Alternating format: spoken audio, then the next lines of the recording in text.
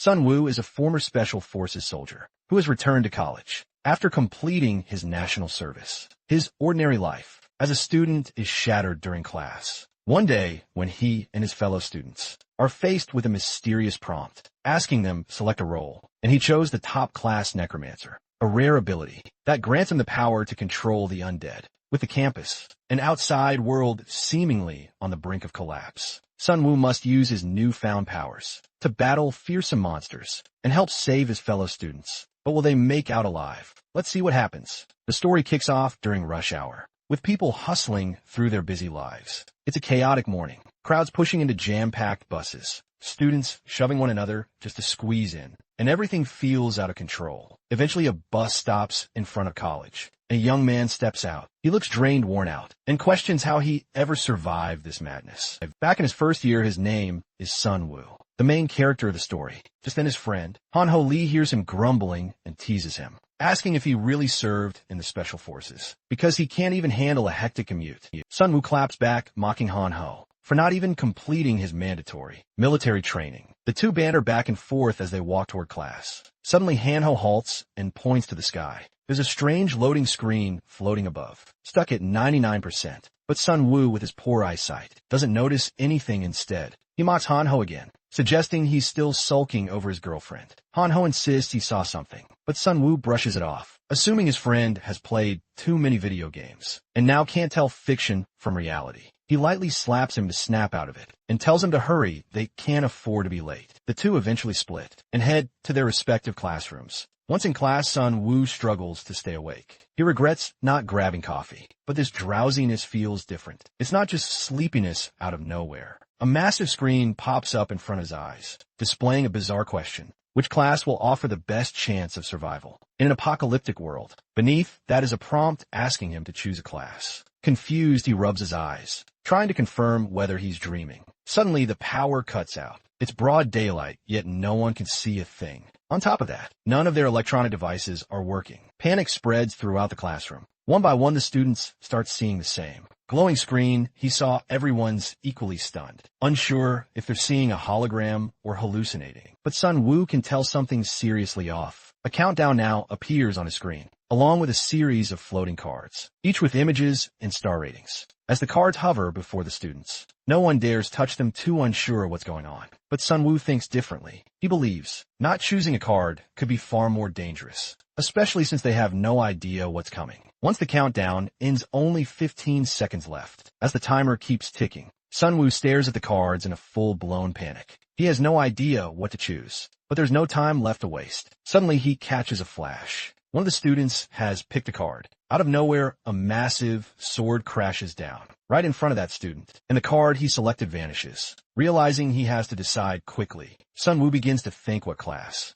would give him the highest chance of survival in a world that's clearly gone apocalyptic. Every card has a different star rating, and in a rush, he grabs the one with the most stars. The Necromancer class, yep. The man is basically about to become Sung Jin Woo from Solo, leveling a few seconds later. The class election ends and all the screens disappear. The classroom seems back to normal, but the nerdy student still has that giant sword. Everyone stares at it, completely confused. The guy explains that it dropped when he picked the warrior class. Hearing this, Sun Woo wonders if he's really become a necromancer, because honestly nothing feels different yet. Then chaos. One of the students suddenly gets stabbed by a sneaky little goblin. He screams, begging for help, but everyone just stares in shock as the goblin keeps stabbing over and over until he dies right there. After the kill, the goblin turns and locks eyes with the rest of the students. And that's when panic erupts. Everyone bolts except Sun Woo, not because he's brave, but because he's too scared to move and risk attracting the goblin's attention. The other students start yelling at the sword guy to do something, since he's the only one with a weapon. But the guy starts bawling and flat out refuses to fight. That's when Sun Woo realizes he's absolutely screwed.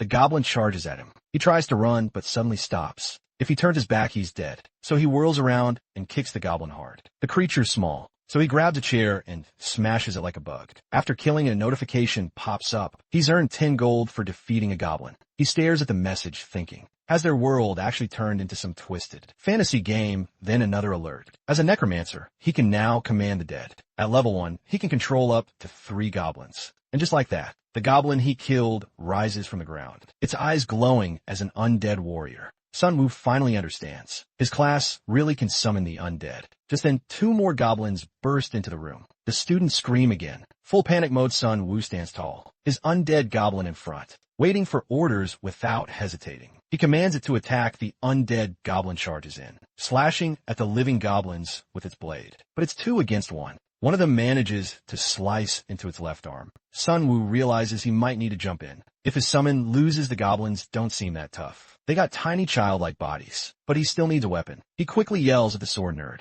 to toss over his blade, but the guy clutches it like his life depends on it, shouting that he won't hand it over. Sun Wu tells him, fine then. Go fight them yourself, of course. The guy refuses, scared out of his mind. At this point, Sun Wu's had it. Might as well just throw the guy to the goblins and steal his sword to help his undead soldier. The main character grabs a chair and hurls it at the monsters, taking advantage of the distraction. The skeleton soldier finishes them off with its blade. BMC earns more gold for defeating 2 monsters. Just then he notices a 1-armed goblin approaching him with an oddly cute expression. Meanwhile, the skeleton keeps staring directly into his eyes, which unsettles him, so he tells it to look away. The skeleton lowers its head, almost like it's feeling hurt. Right then, Sun Wu gets another notification, reminding him he can control the undead. Wasting no time, he uses his spell to revive the 2 goblins. He just killed with that. He hits the current limit of undead soldiers he can summon at his level while everyone is still trying to figure out what's going on.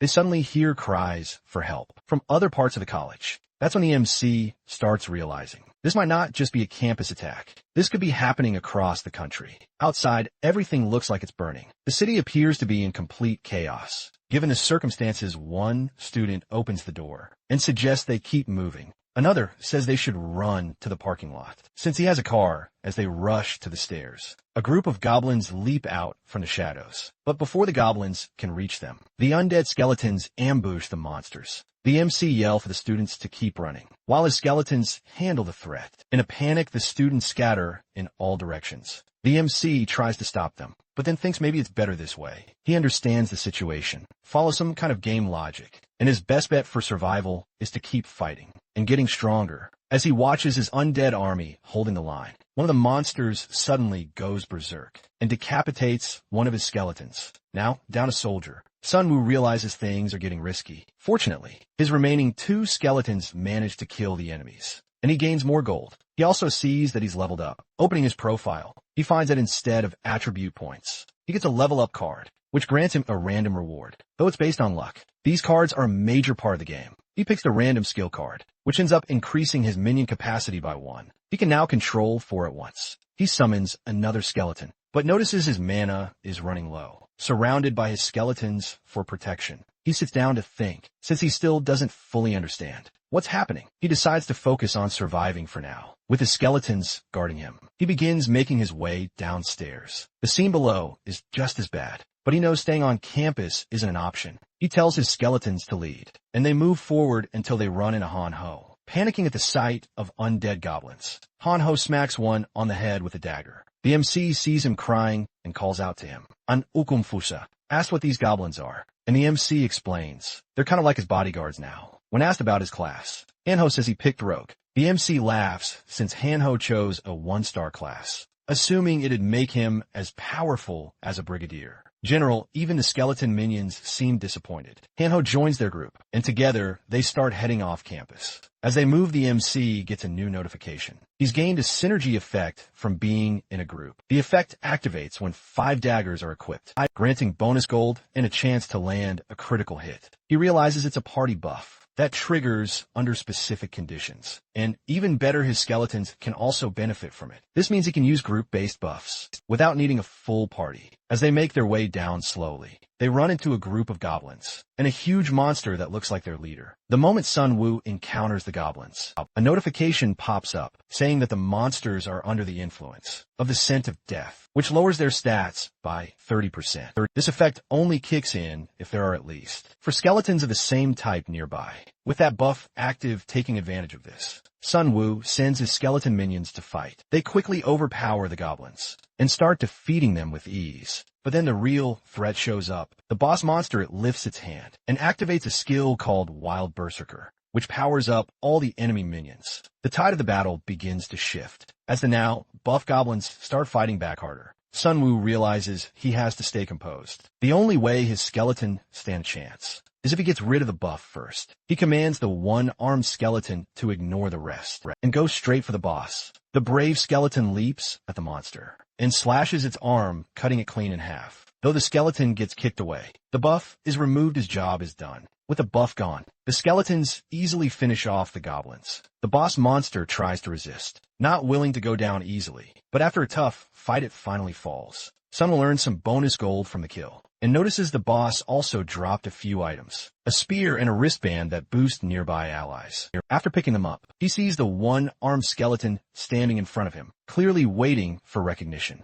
Sun Wu smiles, pats on the head, and the little guy seems genuinely happy. With that, they keep moving forward. While walking, they hear some voices nearby. Sun Wu tells the skeletons to hide, so they don't scare anyone. A large group of students has gathered near the college's exit gate. One student is trying to calm everyone down, saying he already contacted the student council. Apparently, the main gate is locked tight and no one can get out. Sun Wu immediately recognizes the guy. It's Jin Suk, a known bully who also used to harass girls. He was part of the student council, which is why he acts like he's in charge now. Sun Wu wonders if he's just pretending to be the leader. To show off, Jin Suk then turns to Sun Wu and his friend, telling them they need to help protect the other students, since they have weapons. He even asks about Sun Wu's class, and starts bragging about how he killed a goblin, while Sun Wu is cringing at the guy's arrogance. Another student, some nerdy-looking kid with a sword, comes running and reports that he heard goblins near the staircase. Jin Suk immediately instructs everyone to take shelter in the nearby cafe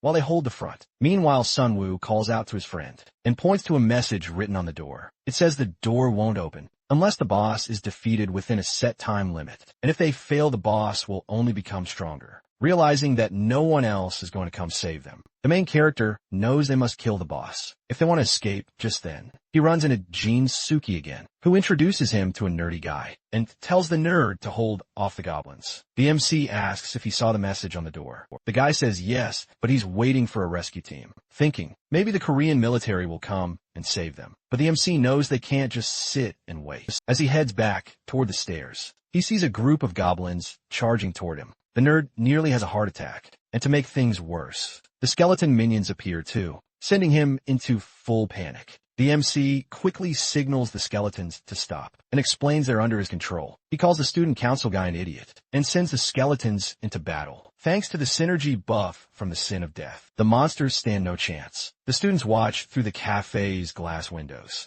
as Sun Wu's skeleton army fights off the enemies. The MC joins in slamming goblins with a spear. Jin Suk watches in disbelief. He was planning to run away at the first opportunity. As the goblins try to escape, the MC orders his skeletons to block the stairs. He knows he needs everyone to trust that he controls the skeletons, or they won't stand a chance against the boss. Just then, his bracelet activates the Wild Spirit buff, boosting all his minions' speed. These goblins aren't a threat now, but the MC knows tougher enemies are coming. The students begin to realize he's the one commanding the skeletons. As the army wipes out the goblins, cheers break out. He's finally earning their trust. He searches the fallen monsters for loot, but only gets a notification saying he's received a roulette ticket. He wonders how they'll deliver it, considering he has no inventory. They all regroup, and when the MC sees Jin Suk, he smirks and asks if he was useful. Everyone stands awkwardly in silence, unsure what to do. The MC tells them they can't leave just yet, since the door won't open unless the boss is killed.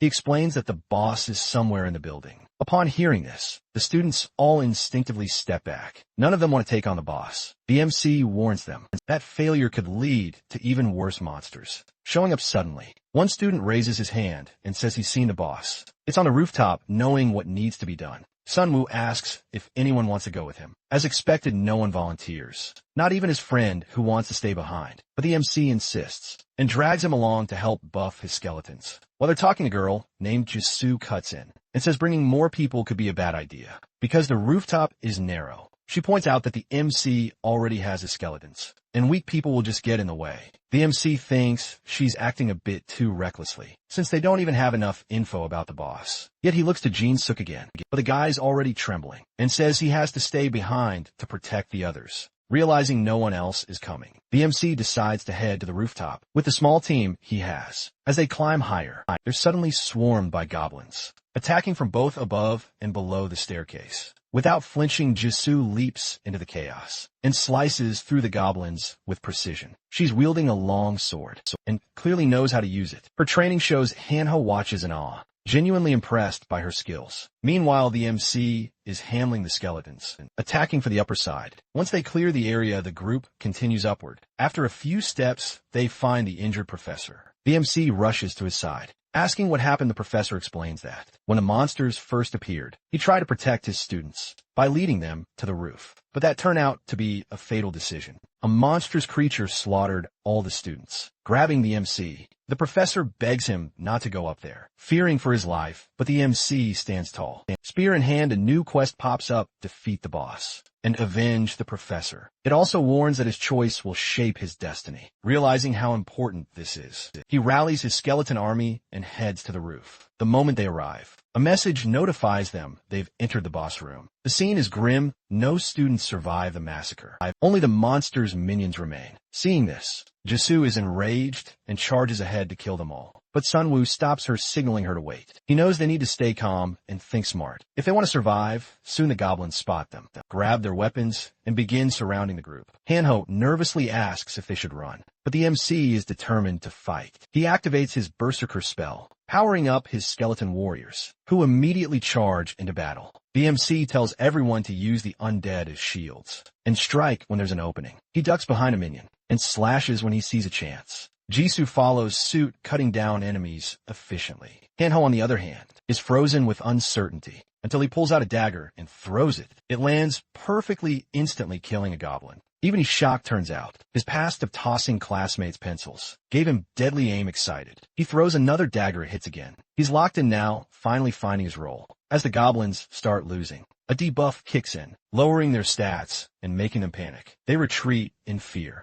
until they reach a massive goblin towering over them. Everyone realizes this is the boss. The goblins rally behind their leader and charge once more, fueled by new determination. As the group tries to hold their ground, they watch in shock as the boss demolishes one of the skeletons with a single powerful strike. Panicked, the main character quickly orders all his summoned minions to retreat. But the boss doesn't stop. He keeps attacking, eliminating the skeletons one after another. The MC revives them, but his mana is running low, and he knows he can't keep it up for much longer. Manhwa attempts to catch the boss off guard by throwing his dagger, but the boss deflects it with ease. Enraged, the boss charges after him, making Manhwa scream for backup. The minions try to help, but they're easily swatted aside. Still, one skeleton manages to land a blow on the boss, which only fuels his rage further. He kicks that skeleton away with brutal force. Just then, the sword-wielding girl appears and strikes the boss while he's distracted. She lands a solid hit, but it's not enough to finish him. The MC realizes she's thinking tactically, so he decides to make a move of his own. He has his minions surround the boss and commands one to attack from behind. As the boss turns to defend, the MC hurls a spear straight into his face, causing the boss to roar in pain. But things are looking grim. The MC's mana is nearly depleted, and only 3 skeletons are still standing. The boss catches on and bursts out laughing. Assuming victory is his, he swings his sword, causing the MC to drop his guard. As the boss charges straight at him, the MC knows this could be the end, unless he thinks fast. Fortunately, he spots a sword lying nearby. Bracing himself, Sunwoo grips the sword tightly and tells his remaining minions to rush the boss. The boss instantly crushes one minion, but the other leaps into the air and catches the sword. Tossed by the MC, though the initial strike fails, the sword triggers a synergy effect. Its weight decreases and attack speed increases. Even better, the minion activates a special one-armed warrior trait, giving it an 88% chance to inflict a bleeding effect. With its first hit with these buffs,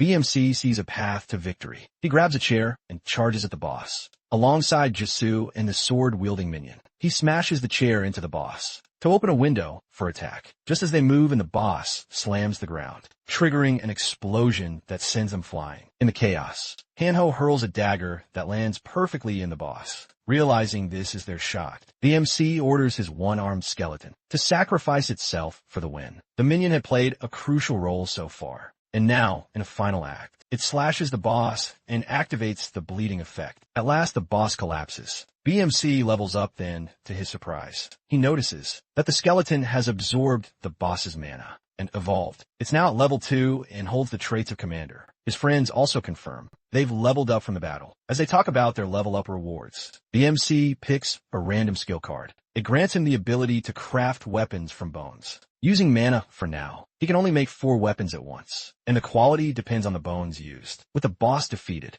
his exclusive quest comes to an end. He earns another skill that boosts the number of minions he can summon. However, the part about destiny still confuses him. While he's deep in thought, something falls from the sky hood. One of his friends grabs it and tells him it boosts monster evasion by 50%. Jisoo receives a fire whetstone, which can set her blade aflame when used. The MC suggests they test out their new gear and powers later, since for now, they need to keep moving forward. Back at the cafe, the students were beginning to grow anxious. Even the nerdy kids started questioning whether they should have joined Sun Woo. In fighting the boss hearing that, Jin Suk snapped, yelling at the others that if they wanted to complain, they were free to leave or go up to the roof and die like the MC. But the students weren't having it. They called him out, reminding him that the only one protecting them was Sun Woo, that hidden nerve. Jin Suk lost control and started verbally lashing out, claiming the MC was dead and they were on their own now. Just then a group of skeletons appeared and scared the hell out of him. Sun Woo showed up right behind them and sarcastically asked if Jin Suk still wanted him to die. Calmly, he opened the exit door, ready to leave the campus. As he and the skeletons moved to head out, they gave Jin Suk a look. Someone asked if he had anything to say. Jin Suk, embarrassed, just pulled a face and kept quiet. Behind him, some students whispered that he was just faking his tough act, that deep down he was still a loser, ignoring everything Sun Woo. Han-ho, Jisoo, and the skeletons left the building. After checking their surroundings and finding the coast clear, Sun Woo spotted a passage and told the others to follow. As they moved along, they stumbled upon several corpses, heads smashed and weapons scattered. From the look of it, the MC figured goblins were behind the attack and wondered if any were still around. Suddenly, Han-ho got excited. He had spotted a group of people in the distance. They all seemed armed and looked like they'd survived a monster fight. Jin Suk rushed ahead, grinning, and greeted someone named Dae-song, who was surprised to see him alive. As the two chatted, Jisoo looked annoyed. She clearly knew this guy. Jin Suk whispered something to him, and Jisoo and Han-ho quietly guessed it was about Sun Woo. The MC didn't care. He stood there smiling. Dae-song introduced himself as the student council president and said everyone had suffered enough. They needed to unite to survive. Then, he pointed at the skeletons and asked what they were. Sun Woo casually explained they were part of his class card. With a smug tone, Dae-song questioned why he'd choose creatures that kill people. It was clear he was trying to make Sun Woo look dangerous. He said that if Sun Woo wanted to join their group, the skeletons had to go, slightly annoyed. Sun Woo asked what would happen if he refused. Dramatically, Dae-song raised his hand and challenged whether the MC really wanted to let such creepy, unsettling creatures join them. Han-ho was initially upset about the insult, but after looking at the skeletons again, kind of agreed, though he still found them cute. Sun Woo clarified that the skeletons were part of his class. His weapons, getting rid of them, meant losing his edge. In this new world, he said you needed protection, and they gave him that day. Song smirked and replied that Sun Woo didn't need to worry. They would protect him then. He asked one final time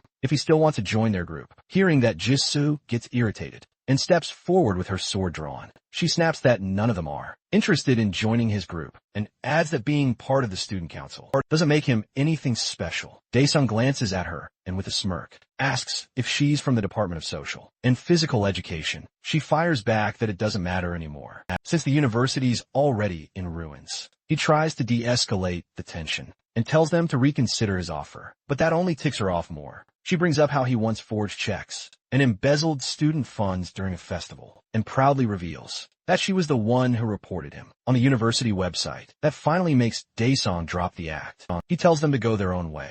As they leave, he yells after them, warning that they'll regret not sticking together because of the so-called synergy effect. Pretty bold words, especially when you're talking to someone who can summon an army of skeletons. Once they're away from the student council members, the MC asks Jisoo if she's got some personal grudge against Dae-song. She replies that he's nothing more than a bully who only comes to school to flirt and harass women. Han-ho grumbles at the revelation, annoyed that the student council president is just a scumbag, but Jisoo shifts the focus. She says they need to prioritize getting off campus. She also warns them to avoid crowded spots, since monsters might be targeting large groups. Sun Wu thinks for a moment and suggests they take the path by the hill. It leads to the main gate, but avoids most people. The group heads up a long wooden staircase, while a skeleton scans their surroundings. Everything feels oddly quiet. Suddenly Sun Wu raises his hand, signaling everyone to stop. At the top of the stairs, they spot a massive orc, looming over a pile of fresh corpses. This one is even bigger than the goblin boss. The MC immediately understands. They're now facing the next wave of monsters. Without warning, the orc slams its axe into the ground and charges. But the MC is used to facing monsters by now. He smirks thinking, this is another great chance to make more skeletons. The orc barrels into the skeletons and smashes them to pieces instantly. Then it sets its sights on Jisoo, who clumsily thrusts her sword at it. The orc's axe slams into her blade with force. That nearly breaks her defense. Just as it lifts its axe against strike, one of Sun Wu's skeletons jumps in and shatters itself to shield her. Realizing the orc can't be allowed to get any closer, the MC calls on his ace skeleton to intercept. The one-armed skeleton steps up, dodging the orc's blow and landing a strike on his shoulder. BMC yells to Jisoo, telling her to fall back to safer ground, since they can't afford to fight on the stairs. Jisoo is clearly frustrated. She hadn't expected the orc to break through her guard so easily once they retreat. BMC tells the team that direct attacks aren't going to work. The orc, though slightly shaken, starts climbing the stairs again. The group quickly retreats into the trees. To limit its movements, the MC tells Jisoo he's going to use his skeletons as sacrifices. It's all part of his strategy. Luckily, there are enough corpses lying around. All he has to do now is manage his mana properly. Meanwhile, the orc pushes forward, thrashing through the trees in an attempt to hunt them down. After surrounding the orc, Sun Wu commands his skeletons to attack simultaneously. At the same time, Han Ho throws a dagger at the monster. All the skeletons follow suit, launching their weapons toward the orc. Two of them charge from its blind spots, but the orc still manages to land hits on both, despite that the skeletons succeed in grabbing its arms and pinning them down right then. The main character and Jisoo dashed toward the orc with their swords. The orc tries to strike Jisoo, but she dodges by slipping under its arm and slicing at its knee, forcing it down on one leg. Seizing the opportunity, the MC cuts off its right arm. That's when a one-armed skeleton leaps into the air and finishes the job with a final blow. A system window appears in front of the MC, showing that he's earned 110 gold for defeating the orc patrol leader. Surprised, he realizes they just took down the orc boss. Jisoo remarks that this one wasn't as strong as the previous boss they'd fought. Curious, the MC walks over to the corpse and tries to summon it, but the system tells him his level isn't high enough to raise mid-tier monsters. Yet instead, he summons regular skeletons. He then asks Jisoo which card she chose. She says she picked the 3-star Tiger Hunter card just because she liked the color. With his mana fully recovered, the MC decides to test out his new skills. He uses his bone crafting ability to make weapons. A sword blunt weapon, spear, and a low-grade arrow. Each of these can be traded for gold. As he inspects the axe, he notes how much lighter it feels than expected. He tosses it to one of his skeletons and arms the others with freshly made weapons too. This ends up triggering additional synergy buffs. For his skeletons, he even lends a sword to Han Ho, telling him to return it to the skeleton later. The group then starts heading downstairs. Along the way, Han Ho notices something strange. A sealed purple gate stands before them, with a warning that says they must defeat the boss in 8 minutes, or else all the monsters will receive double power. This frustrates the MC, as it's now the second time they've run into this kind of challenge. Suddenly another alert shows up. Orc squads have begun a hunt, drawn by the scent of hunters in large groups. Jisoo quickly realizes that the larger the group, the more enemies they'll attract, so sticking with a big team may not be a good idea here. Meanwhile, an orc appears near the student council team. From outside the building, Jisoo and Hanho can hear their screams. The group feels thankful they didn't join them. All three come to the same conclusion. Being in a large group isn't always an advantage. Just then a new notification arrives. The first orc wave is incoming. They're about to face 5 orcs. Hanho begins to panic as he sees them drawing near and asks the MC what to do. After a brief pause, the MC grins and says he has a plan. He's going to set up a trap using the nearby cars and skeletons. As the orcs begin moving down the road, one of them notices Han Ho standing on top of a car, mocking them by calling them pigs. Enraged, the orcs charge at him, but just before they reach, a car door suddenly swings open, throwing them off balance. That's the cue for the MC and Jisoo to jump into action. Jisoo draws her sword, while the MC commands his skeleton army, who are hidden nearby, to launch an ambush. The skeletons strike from all directions, giving the orcs no chance to fight back. After the battle, a system message appears announcing their victory. Sun Woo earns 100 gold for defeating the first wave and levels up to level 4. He realizes he can now command up to 7 minions, though his mana pool is still quite limited. Meanwhile, Hanho is thrilled about unlocking a new high-speed skill. The MC then asks Jisoo what ability she picked. She says she chose Strength, which increased her power by 2 points, and gave her a fiery warmth in her body. Sun Woo tells Hanho to return his sword, and then summons 2 more skeletons, preparing for whatever comes next. He passes the sword to one of the skeletons, who reaches out for it. As the group begins to leave the area, they notice the entire city is plunged into chaos. While walking, Sun Woo suddenly raises his fist, signaling everyone to stop. Up ahead, a group of orcs are attacking a bus, trying to slaughter everyone inside. Peeking from behind a tree, the trio spots 7 orcs surrounding the bus. One man inside the bus attempts to fight back with a spear, but it's barely effective. The MC realizes things are looking grim, and that everyone inside might die. Jisoo watches as 2 orcs raise their axes for another blow and insists that they help. She suggests they flank the orcs from one side of the bus, while the man with the spear attacks from the other. But the MC hesitates, unsure if that man would actually have the courage to fight. He tells her it's risky to depend on strangers in situations like this. Then he points at a nearby truck and says they'll give the orcs a taste of modern civilization. Inside the bus, a blonde man holding a sword and shield yells at the spear-wielding man, blaming him for not doing more. Kyung-soo Lee shouts back, challenging him to fight the orcs himself. If he's so confident, passengers are shaking and crying, all convinced they're going to die. Then out of nowhere, the orcs stop attacking the bus. They turn to see a car barreling toward them. The vehicle crashes through, flinging 2 orcs into the air. The people inside the bus are stunned, unable to process what they're seeing. Suddenly, skeletons leap from the truck and begin attacking the remaining orcs. Ironically, one of the bus passengers is even more terrified of these skeletons than of the orcs once the chaos settles. The people on the bus wonder if the skeletons have left. Just then, one appears at the window, causing a man to drop his spear and fall back, screaming for it to go away. Hanho knocks on the bus door, trying to get the man to open it. Though he sees them, he's still too scared of the skeleton to move, even after they assure him they're human. With all the orcs defeated, the group eventually leaves the area. The scene shifts to Hanho, smashing a vending machine with his hammer. Sun Woo watches and asks what he's doing. An Ugrin's wings, and admits he's broke but still craving soda, so he's trying to break it open. Just then, the blonde guy they recently rescued walks up and attempts to buy a Coke for Hanho, only to realize the machine's broken. Scratching his head, the main character asks if they should continue their discussion. He points to another machine and asks if it dispenses items.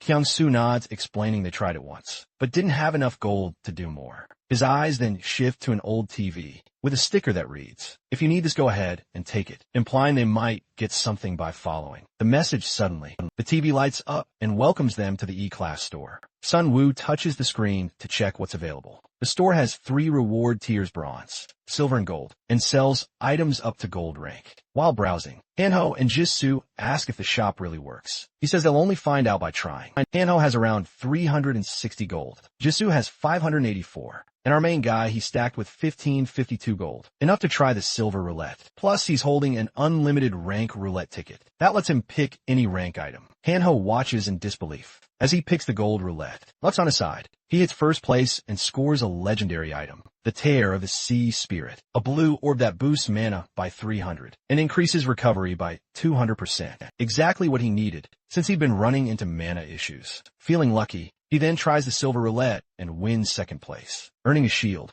Jisoo also scores a second place and receives a skill. Leader of the expedition force. Meanwhile, poor Hanho ends up with third place and gets some potions. He's clearly disappointed, but Sun Woo reassures him that they might come in handy. Later, Jisoo then updates the group. The fight at the sports field is still going on. Time to move. Hanho turns to the MC and asks if they're sticking with the same plan. Sun Woo just smiles at the truck and says he's got something bigger planned this time. Elsewhere, the student council is under attack by orcs. Shouting for help, Daesong tells them to regroup and prepare to escape, while he holds the enemy's back with his sword. One student mentions that people are trapped in the stands, but Daesung tells him to ignore it. They don't have a luxury to save everyone. He orders Jin-suk and Hyungmin, both shield bearers, to lead the way. Just then a bus slams into the orcs from behind, crushing them inside. Someone laughs maniacally after the carnage. Hana leans out the bus and yells for everyone to get in. The players outside instantly regret not following them earlier. Jisoo hops off the bus and comes face to face with an orc, the same kind she fought before. Ready for payback, she blocks its attack with her sword.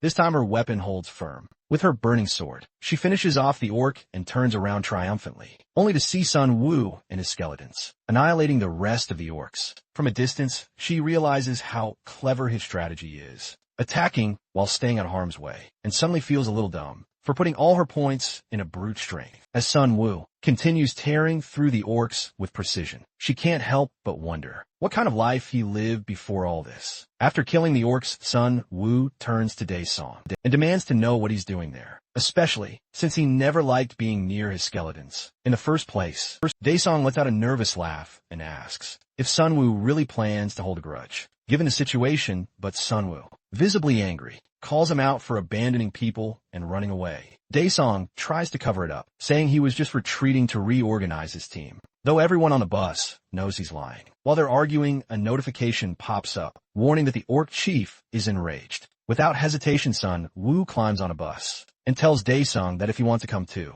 he has to follow orders first. Order hand over his armor. Daesung complains, asking how he's supposed to protect himself without it. But Sun Woo just smirks and assures him he'll be under his protection now. As they move out, Sun Woo gets a system notification saying he's leveled up to 5, which allows him to control medium-sized monsters. Another message tells him the maximum number of monsters he can control has increased. He's happy he can now command 9 monsters. Then he notices something behind him. One of his skeletons is now wearing Daesung's armor. He wonders if it might be too heavy for the skeleton to move, but remembering past battles, he realizes this particular one is more dependable than the others. He sighs and tells it to take the armor off. The skeleton gives him a helpless look as Sun Woo puts a chain mail over his white t-shirt. Hanno shows up and points at the group of people they've rescued, suggesting they'll need another bus if they plan to save more. But Sun Woo shuts that down. No more rescue missions. With Jisoo and Hanho by his side, he steps toward the crowd, gripping the bus's handrail as it rocks. He tells everyone they'll have to fight the orcs. A system window flashes up, declaring that the orc boss has launched a global destruction operation,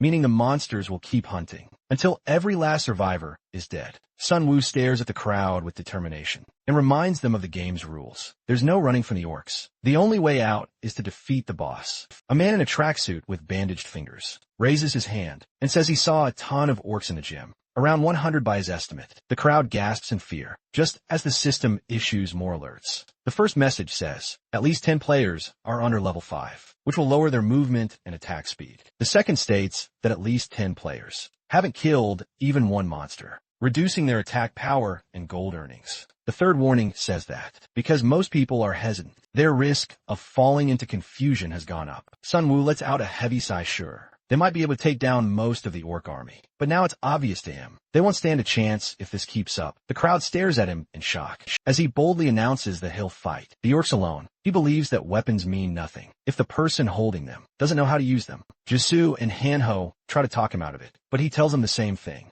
Meanwhile, the crowd watches him stunned, starting to think maybe he's lost his mind. The student council members smirk as they talk about how this might be the perfect chance to get rid of him. Jin-suk stares out the window, calling him an idiot and predicting his death. Jisoo, on the other hand, feels uneasy. She thinks this isn't a good idea and tries to stop him from going alone. But he reminds her that back on the first floor, she herself had said sticking together was pointless. His skeletons are far stronger than most of the people on that bus anyway, so there's no real benefit in bringing anyone else. Still, Jisoo can't shake the feeling that this time things are different. His plans are usually flawless, but the risk here is on a whole new level. As Sun Woo steps onto the battlefield with his skeletons, people from the university watch him through the windows. His friends sit inside the bus a little distance away, ready to jump in if anything goes wrong. Sun Woo suddenly halts in the middle of the field. Dark, shadowy figures begin to appear. The orcs let out loud roars and storm toward him, with no system message popping up. He quickly guesses that this must be a mid-tier boss fight. He locks eyes with the red orc, who raises its axe and growls, standing tall and commanding its minions to advance. The boss lowers his shield with a creak and braces himself at the top of the stairs. Sun Wu stands firm as the orcs rush forward, while his skeletons lift their daggers, ready to strike. He immediately triggers his wild berserker skill, boosting the strength and attack power of the goblins. But instead of engaging in close combat, his skeletons begin throwing daggers. A few orcs go down, but the red orc blocks the rest. Realizing the projectile attacks failed, Sun Wu quickly orders a full-on charge. He knows this is a desperate move, and sure enough, the orc boss wipes out all his skeletons. Raiti glares at the enemy, eyes burning with rage. Sun Wu places his hand on Raiti's skull and tells it to hold on the orc's laugh, believing they've won, but out of nowhere, something smashes into one of them from behind. It's an undead orc warrior, now completely under Sun Wu's control. A system notification appears, stating that teamwork has activated the first stage of the synergy effect. Sun Wu unlocks the weapon synergy buff, which needs at least 5 axes. For the next 10 seconds, his attack power and speed are significantly boosted. The regular orcs struggle to fight back, overwhelmed by the undead ones, who neither bleed nor tire. Sun Wu watches from the top of the stairs, standing tall beside Raiti. As their undead forces dominate the battlefield, some students peer out the windows in shock, watching him single-handedly tear through the orc horde. Behind the panicked orcs, Jisoo, Hanho, and the bus driver observe the intense scene unfold. Jisoo's eyes go wide as she remembers her last talk with Sun Wu. He had already planned all of this, and as he checks his mana bar and sees it climbing, a wave of satisfaction washes over him. Could this be the power of a legendary item? Skulls float in the air above the battlefield, and another notification alerts him that the orc's abilities have been reduced by 30% due to the overpowering scent of death. Terrified, the orcs start to retreat, but their leader lets out a mighty roar, triggering a morale boost that cuts the debuff in half. With renewed energy, the orcs charge again, but Sun Wu's undead army is more than ready.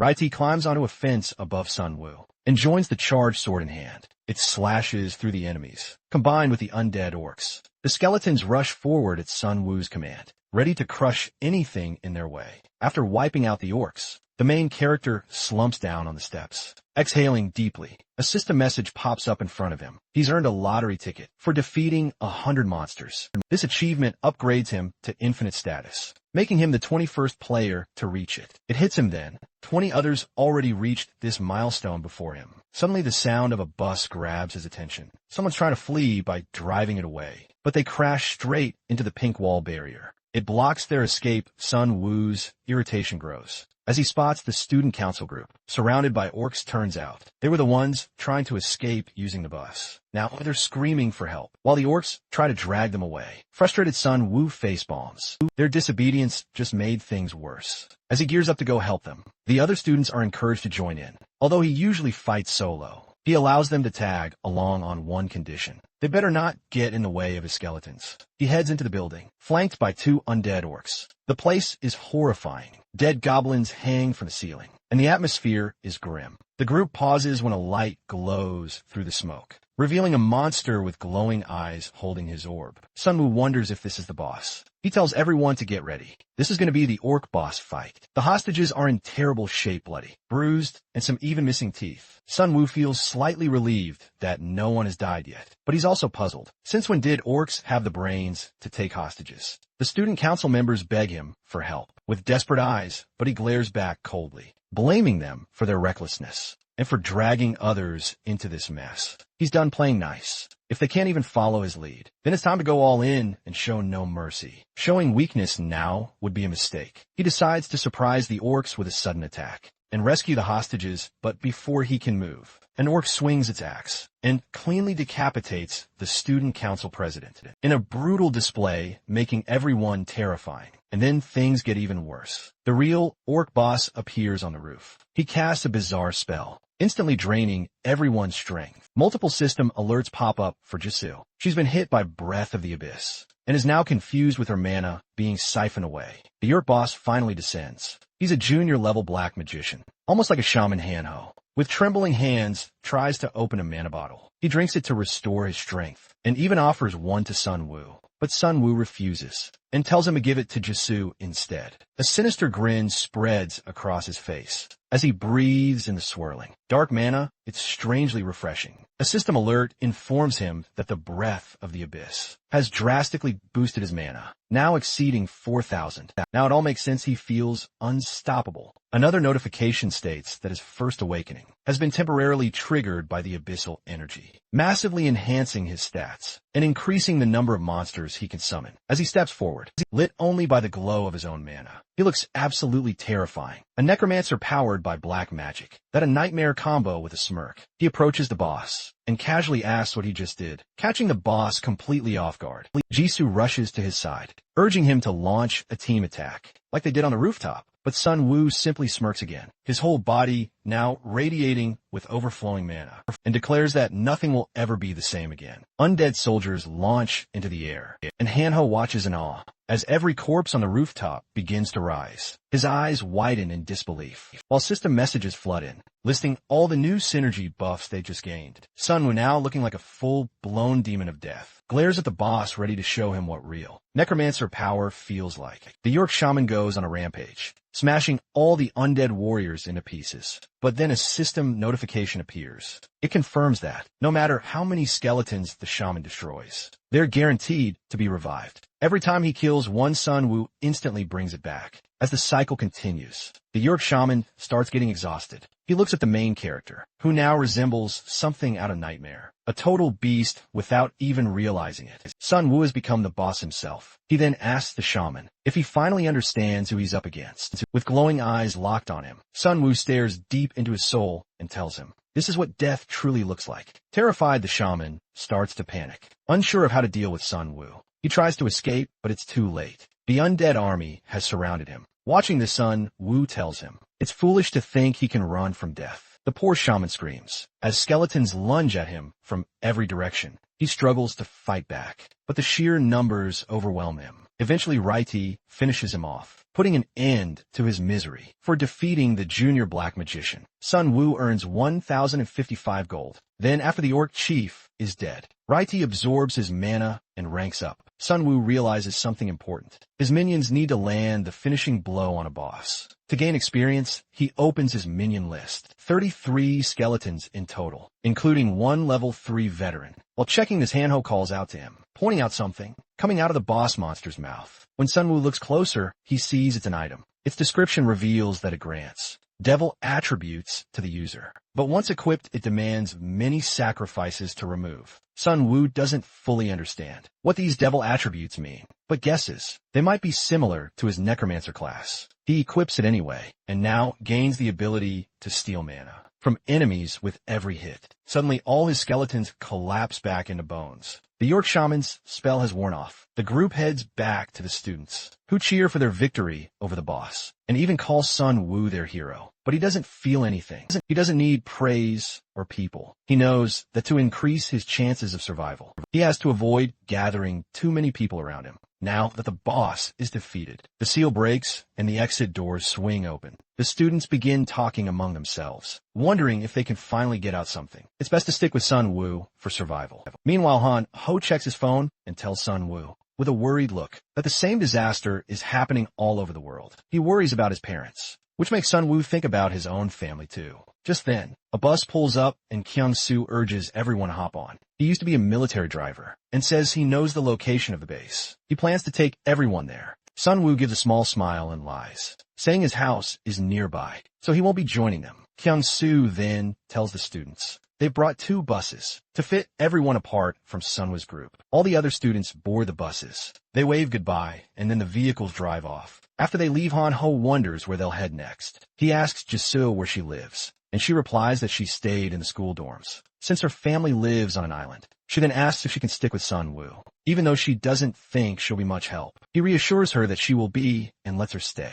Han Ho asks the same thing, but Sun Woo jokes that Han Ho needs to cut off one of his hands first if he wants to be a one-armed warrior, like Raiti out of nowhere. Jisoo shoves both of them to the ground. Just as they hit the floor, a massive dragon flies right over them. The group stares up at the terrifying beast, completely unsure of what they're looking at. Meanwhile, the bus comes to a halt, and Kyung-soo notices several dragons tailing them. One guy yells at him to keep driving, But Kyung-soo insists. It's actually more dangerous to move right now, since the dragons are only targeting buses that are on the move just then. A system alert pops up, announcing the arrival of the boss monster, the Wyvern alpha male. In the next moment, the dragon swoops down, lands on the bus, and tears it apart after hurling into the air. Watching this unfold, Sun Woo comes to a hard truth. He's not nearly strong enough for this world, but he also realizes he can become stronger. With his back turned to Jisoo, he tells her they're done running. From now on, they're going to start hunting the monsters instead. This catches Jisoo off guard, and she asks what he means. He explains they can't keep just adapting to their circumstances. If they do, they'll simply go from being easy prey to prey that's slightly harder to kill.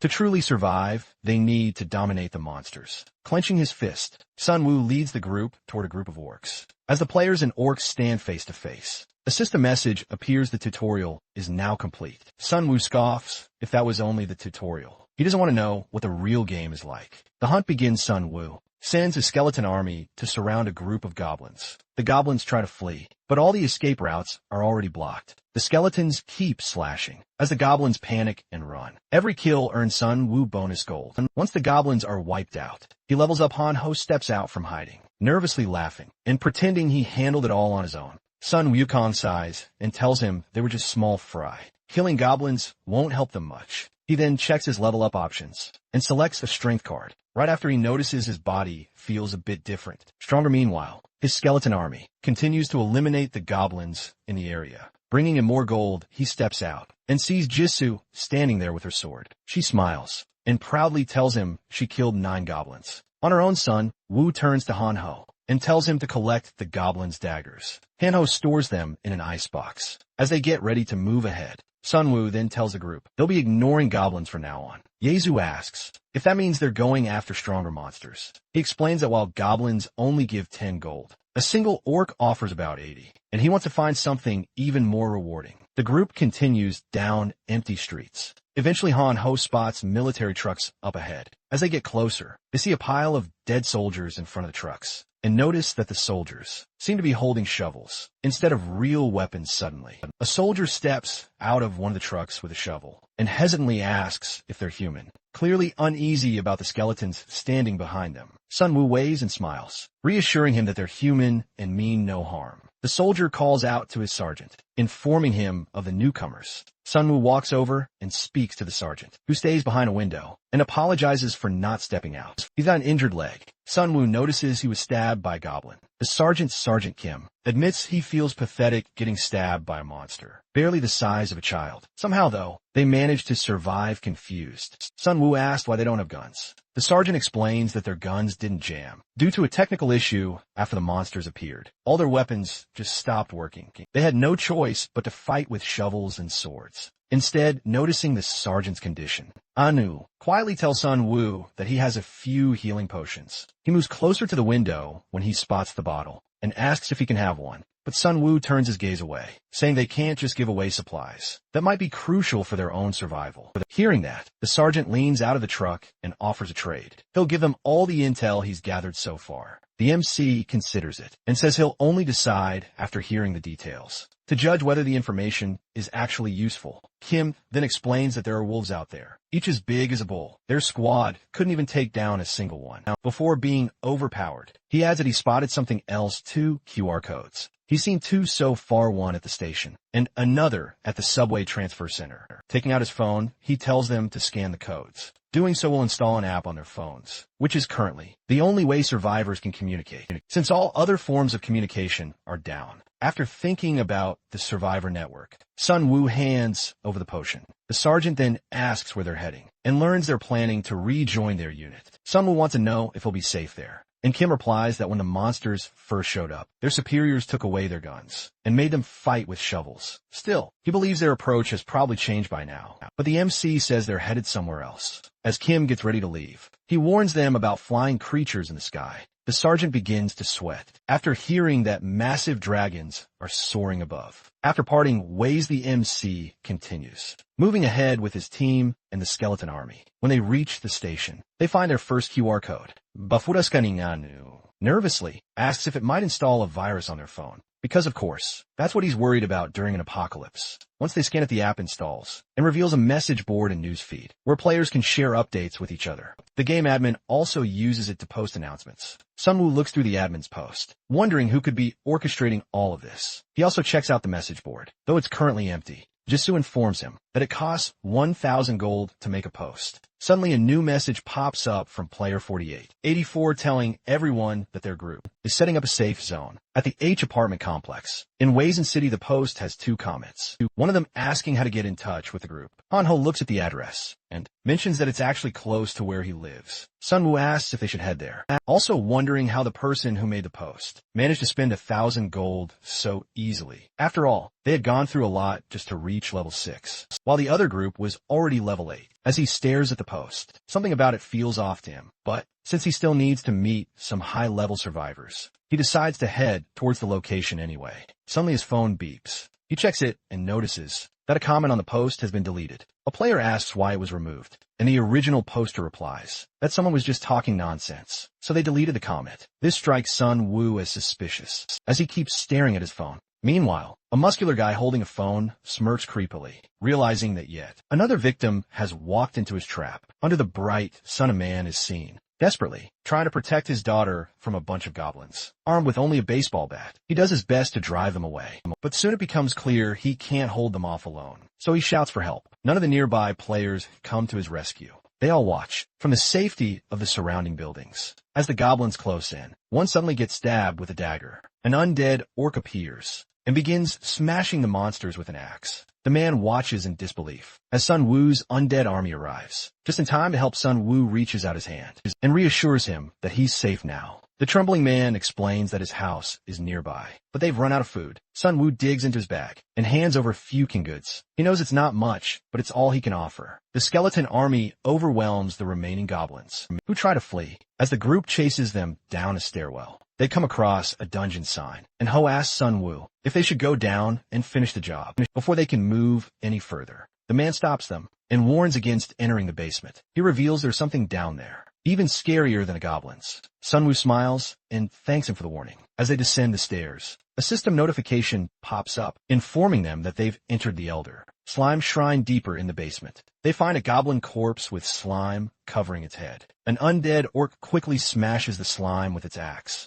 Each kill rewards them with 140 gold. Hanho, gripping his melting dagger, complains that the slime can even melt metal, but Sun Woo points out that it can't dissolve bones, making his skeletons the perfect counter. Just then Hanho hears a sound and turns to see a massive slime creature. It destroys a skeleton with one powerful hit. Sun Woo realizes that if the slime can't melt its target, it just crushes and devours it instead. Plus, his skeleton's attacks are useless because of the creature's sheer size and density. Rather than making more skeletons, the MC begins crafting weapons out of bones and hurling them at the slime from afar. Jisoo throws him a skeleton, and he quickly transforms it into another basic weapon. While he's occupied making more weapons, the slime suddenly charges and attacks him head-on. The MC counters by using one of his orc warriors as a shield. To block the blow, however, the slime ends up swallowing and destroying the minions. But instead of being alarmed, the MC grins and says the boss just made a big mistake, because the skeleton it devoured had a pouch full of bones. He then activates his weapon creation skill,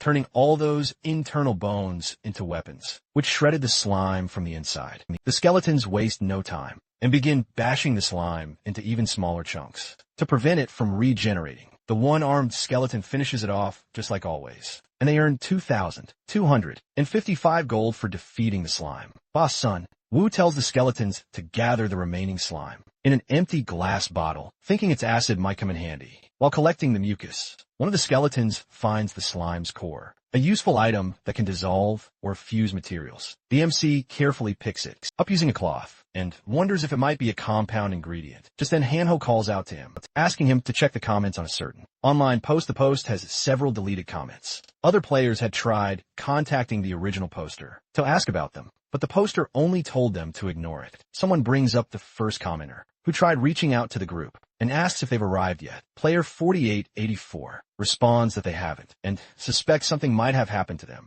On the way, Hanho finds it shady that they're deleting all those comments. Sun Woo starts thinking to himself This group had already spent 1,000 gold just to make the post, and now they're throwing more gold into the comments. Something definitely feels off. Meanwhile, in an underground parking lot, a group of shady guys are hanging around. One of them questions why players are even bothering with monster hunting when killing other players is way more profitable. A normal kill earns 500 gold, and taking out another player can bring in over 1,000 gold. Depending on their level, another guy laughs, agreeing that killing players is not only easier, but also more fun inside a car. Two guys are sitting together. One of them asks about their boss, but the other seems totally unhinged. He grabs his head like it's about to burst, and suddenly screams out the name Professor Red. His companion is visibly uneasy, and asks if he means the serial killer. The twitchy guy starts having a vivid flashback. He's being attacked by a monster which reveals itself to be a vampire. The creature bares its sharp fangs and stares him down,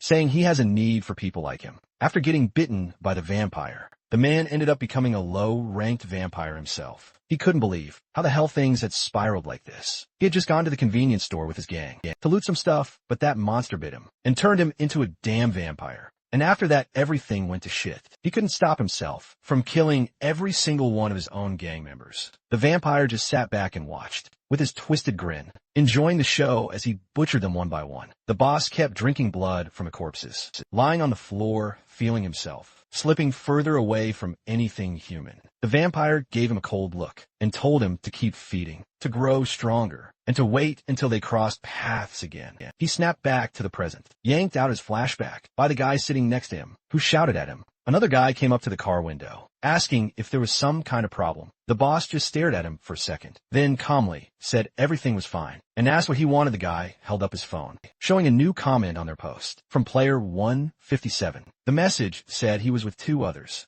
and wanted to meet up, asking them to come to the park. Hearing this, the boss grinned wickedly and told them to head to the park right away. He couldn't help but think how stupid some people were. This open apartment complex was the perfect hunting ground for luring dumbass like them. The residents nearby, too scared to even open their mouths about it. In fact, the boss was already thinking about wiping them all out. Once they were done playing with their prey, as they were driving, the guy behind the wheel suddenly slammed the brakes. A group stood ahead in the middle of the road, backs turned, faces hidden under hoods. They couldn't see who the hell these people were. The boss, already losing his patience, shouted at the driver to just run them over. Without hesitation, the guy floored it and plowed right into them. But instead of bodies flying, all they saw were bones scattering through the air. Turned out there weren't even people under those hoods, just goddamn skeletons, and before they could process it, Sun Wu used the skeleton's bones to form deadly spikes, slamming them into the car and making the driver lose control. The car crashed hard. The boss was completely disoriented, having no clue what the hell was going on. Suddenly the window shattered and someone grabbed him, dragging his ass out and tossing him to the ground. Sun Wu snatched his phone, pointed a sword at his face, and asked if he was the bastard who made that post. The boss couldn't even get a word out. Sun Wu had already been suspicious. After noticing the deleted comments earlier, he figured these assholes must have been up to something shady, so they'd set up a trap, but he didn't expect these psychos to actually try and run them over. The boss glared at him and growled, asking if Sun Wu had any idea who the fuck they were messing with. But Sun Wu didn't even flinch. He just kicked the man square in the face hard. As one of the underlings watched in terror calmly, Sun Wu asked how many people they had upstairs, casually threatening to rip his damn head off if he didn't start talking. The guy suddenly started laughing, charging at Sun Wu and mocking him, asking if he'd ever killed someone before. But right then he appeared and slashed the bastard's arm clean with his sword, making him scream like hell as blood gushed everywhere. Sun Wu stared at him with disgust, saying that even in this screwed up world, he wasn't some heartless freak who could just kill people on a whim. But his skeletons, they didn't give a shit. One of the orc skeletons raised its axe, ready to finish the bastard off. But instead of begging, the man just started laughing like a lunatic. Sun Wu wondered if the pain had driven him insane. Then Sun Wu turned to the other guy and asked, with chilling calmness, whether they should start by cutting off his legs or arms first. The terrified guy caved immediately, blurting out that there were 8 people upstairs. But before he could say another damn word, the boss suddenly stabbed him through the chest with his clawed hand, killing him instantly. Hanho and Jisoo watched in pure shock as the boss murdered his own ally without even blinking. His severed arm had morphed into a wicked, blade-like weapon. He ripped the guy's head clean off and started drinking his blood, healing himself and boosting his stats at the same time. He used to be a 3-star ninja, but after being bitten, he turned into a low-ranked vampire. In this form, he couldn't level up normally, but he could steal the stats of anyone he killed. The man stood up and let out a deafening roar, activating his berserk mode, which boosted all of his stats by 20%. Sun Wu quickly realized this bastard's class was even more brutal than his own. His group got into a tight defensive formation, with the skeletons shielding front. Sun Wu knew they couldn't afford a single mistake. If they slipped even once, the vampire would rip them apart. He ordered the skeletons to attack, but the vampire moved way faster than expected, forcing them to fall back into defense again. The vampire ripped through the skeletons, like they were paper, going straight for Sun Wu. He knew he had to take him down first, to stop the undead from fighting. Sun Wu barely managed to throw up a shield before the vampire's sharp, deadly arm came crashing down. But right then, Jisoo slashed the vampire from behind. He only laughed in response, and turned to attack her instead. While he was focused on her, Hanho jumped in and rained down a barrage of daggers, hitting him over and over like a damn machine gun. Pissed off, the vampire shifted targets again in a split second, and launched himself straight at Hanho, giving him no time to dodge. But just before the hit landed, Raiti parried the blow, blocking at the last second. The vampire dodged Raiti's counterattack, but has charged in from behind with an axe. Still, the vampire saw it coming, and shattered the axe with a single strike. Sun Wu immediately raised his shield again, but the vampire's power was overwhelming. He easily weaved through every attack, mocking them, calling them too slow. While he was focused on Sun Wu, Jisoo appeared again from behind, and swung her blazing sword at him. But the vampire saw it coming and easily dodged it, laughing as he taunted her, saying he could see that pathetic attack coming from a mile away right after. Raiti leapt onto the vampire, slashing straight through his left arm with his sword. The vampire let out a blood-curdling scream. As his entire arm was hacked off, Sun Wu immediately saw the opening and shouted for all his skeletons to attack at once. But just then the vampire's remaining lackey showed up, making him grin wickedly. He sneered, thinking they'd arrived at just the right time. But his cocky grin vanished fast. His men froze in place, terrified after seeing the grotesque, monstrous state their boss was in. The dumbass looked away for a second, and Jisoo didn't miss the chance. Her sword struck him hard right, and the other skeletons jumped in too, slashing and stabbing him from every side. The vampire tried to fight back, but Sun Wu wasn't about to give him a chance. He rammed his sword right through the bastard's neck, and coldly muttered if he could regenerate from this. Two then ripped his damn head clean off. In that moment, Sun Wu got a reward, 1,000 gold for killing him, since he counted as a level 1 player. But instead of feeling proud, the whole thing made his stomach churn. What the hell? You could actually earn gold from killing players. He glanced toward the remaining goons. His expression darkening, he asked them bluntly if this was why they've been going around murdering people. The thugs started trembling like scared little shits as the skeletons surrounded them. Someone walked toward them slowly, his voice ice cold, ordering them to drop their weapons. None of them dared to disobey. They instantly dropped everything, raising their hands in surrender. And after a round of harsh questioning, one of them spilled the truth. They didn't even know who their big boss really was. Their immediate boss just followed orders from some higher up, but none of them had any clue he could turn into a literal monster. Sun Wu frowned, his mind racing. Was this so-called big boss the one creating these monsters? And if so, what the hell was his class? Could there really be classes stronger than 5-star ones? That disturbing thought lingered in his head. Then he asked the group how many people they'd killed so far. When they admitted they'd slaughtered over 21 people, Sun Wu's expression hardened immediately. Without a word, he signaled the skeletons. The bastards started begging for their lives, crying that they were just following orders. But Sun Wu didn't flinch. He'd already made up his mind. If these assholes lived, they'd only keep butchering innocent people later. He wasn't going to let that happen. Jisoo was clearly shaken after witnessing what just happened, but even she had to admit he wasn't wrong. Meanwhile, a new comment popped up on the post, warning Sun Wu's group not to meet with another group, because they were a bunch of cold-blooded killers. The sergeant saw this and snapped, furious that now there were humans going around killing others, on top of the monsters already roaming the city. But then he spotted another comment, and it said that user 157, Sun Wu's account, had wiped out the murderers, using a trap with the skeletons. As he read it, the sergeant's angry expression melted into a grin. He realized it was the same group he'd encountered earlier. A soldier nearby tried telling him about an incoming call, but the sergeant just waved him off, smiling, proudly muttering that their saviors were doing some damn good work. The scene shifted to a man clad in armor, who was also reading through the comments. He softly thanked Sun Wu's group for continuing to protect others. Despite everything then, he stepped out into the sunlight and asked his team, if it was time for them to get moving too. Elsewhere, as Sun Wu's group walked along the streets, Han-ho brought up a new post he'd just seen. It was from someone calling themselves the prosecutor of Yongdongpa. The post offered a place where players could comment freely if they didn't have enough gold to make their own posts, which usually cost 1,000 gold. Sun Wu and Jisoo talked about it, realizing players were using the post to search for missing family members, share info about synergy effects, and discuss monsters, it seemed. The post had become a huge help for those too broke to make posts themselves. Finally, the group reached Han-ho's apartment. He stared at the building with a heavy heart, anxiety written all over his face, praying desperately that his family was safe. Sun Wu placed a hand on his shoulder, calmly telling him to stay cautious. They didn't know what kind of shit show was waiting inside as they climbed the stairs.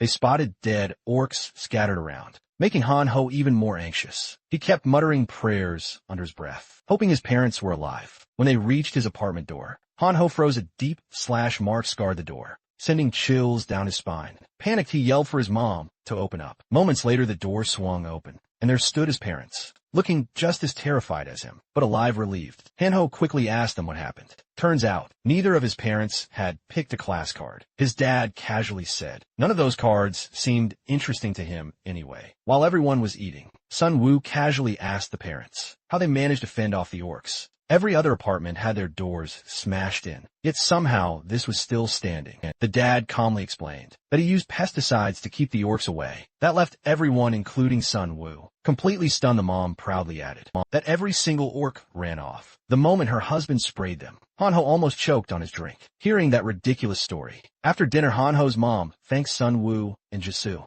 for bringing her son back safely. She even offered them some green tea, admitting it was the only thing they had left at home. And Ho, of course, tried to brag about how he'd helped too, by throwing daggers, but his mom wasn't buying it. She just brushed him off, telling him not to joke around during serious situations. As they all relaxed inside, some punk kids riding bikes outside noticed the lights on and smirked wickedly. Meanwhile, Jisoo was the first to come out of the shower. Seeing her, Han-ho's mom thought she looked so fragile, and she couldn't help but feel bad for her. But in reality, Han-ho was sitting there, thinking that Jisoo was 30 times stronger than him. Sun Wu finally let himself relax as he headed to take a shower, relieved that both of his friends' parents were alive. And well, if Han-ho's dad hadn't used the orcs' strong sense of smell against them, they'd probably be dead like the other players. Despite how fucked up the world had become, there were still some bright spots here and there. After showering, they all sat around cleaning their weapons. Han-ho asked Sun Wu what his plan was, knowing they couldn't stay holed up here forever. Sun Wu told them their first step should be deciding where to go next. Before making any moves deep down, though, Sun was thinking hard. The first orcs that attacked were probably scouts. If there was a whole group nearby, they could be looking at a large-scale fight.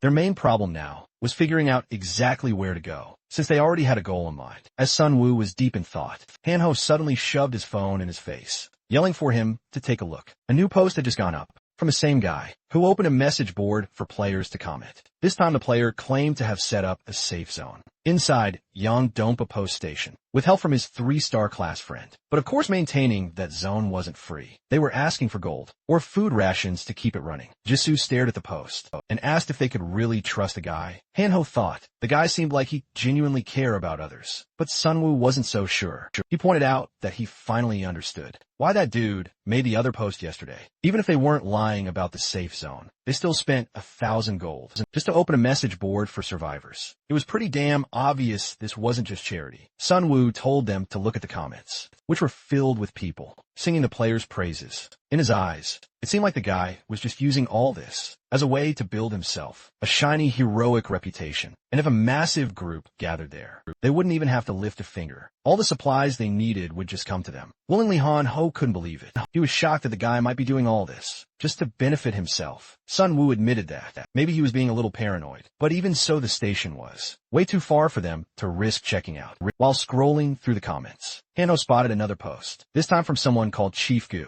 who claimed to have set up another safe zone at Weizong Fortress, but of course, he wanted rent in exchange for safety. Sun Wu wasn't thrilled about that rent part, but he was curious about the fortress itself. He asked Han-ho how far it was from their current location. Han-ho said it would take about 20 minutes by bus. Hearing that it wasn't too far, Sun Wu decided that it'd be their next stop. As they packed up, Sun Wu apologized to Han-ho's parents for dragging them along all of a sudden. But Hanho's dad just smiled, saying it was fine. Sun Wu brought their son back safely. He was happy to follow his lead. Hanho's mom warned them that apart from monsters, there were also bandits roaming the streets. That caught Samuel off guard. He asked what she meant. The dad explained that they were just some worthless high school punks on bikes, going around robbing people. Sun Wu let out a long, tired sigh, muttering under his breath about how he now had to deal with this dumb bullshit. Too right then, they heard the sound of bikes revving nearby. As they all turned to look, a group of cocky-looking teenagers pulled up in front of them, acting tough. The punks demanded that they hand over everything. They had waving around baseball bats and showing off their numbers. But Sun Wu just looked at them with this amused, almost condescending smile, and asked if they really thought they had the numbers advantage. Here suddenly, several glowing eyes started appearing behind him. The kids froze, glancing back,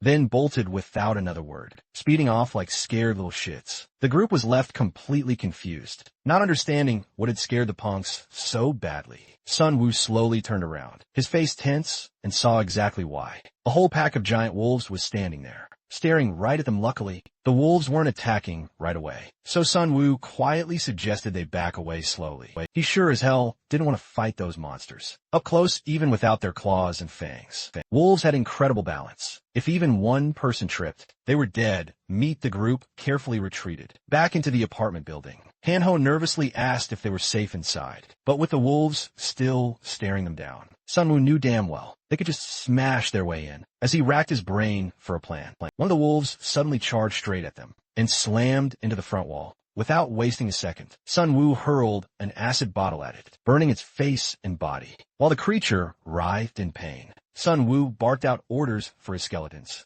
to start chucking spears. Their only real advantage here was the ability to throw shit from a distance. Another wolf lunged toward the entrance, but Sun Wu quickly commanded one of his orc skeletons to block it. The wolf effortlessly tore the skeleton apart, biting off its head, but then green acid suddenly gushed out of its mouth. Sun Wu couldn't help but let out a dark laugh as he revealed the trick. He'd stuffed that skeleton with slime mucus just to pull this off righty, then jumped down from the first floor, slamming his weapon straight into the wolf's skull, killing it instantly. Sun Wu was rewarded with 240 gold for the kill. The last wolf, now terrified out of its mind, watched as the skeletons marched toward it, with their spears ready. It didn't take long before they finished off the remaining wolves, wiping out the whole damn pack. Sun Wu gained some more experience, and finally hit level 7. Jisoo glanced down, muttering that they were just starting to feel more and more like a damn burden to him, but Sun Wu quickly shot that down, telling her it wasn't like that at all. The situation just wasn't on her side this time. Still, as he looked at her, he couldn't help but think to himself, despite her being in the Tiger Hunter class, she wasn't some generic fighter. She was basically specializing in brute physical power. Meanwhile, Hanho wasn't making much progress at all. He even tried to tame the wolf they fought earlier, but it was useless. His level was just too damn low. Frustrated, he suggested they keep moving. There were likely more monsters nearby,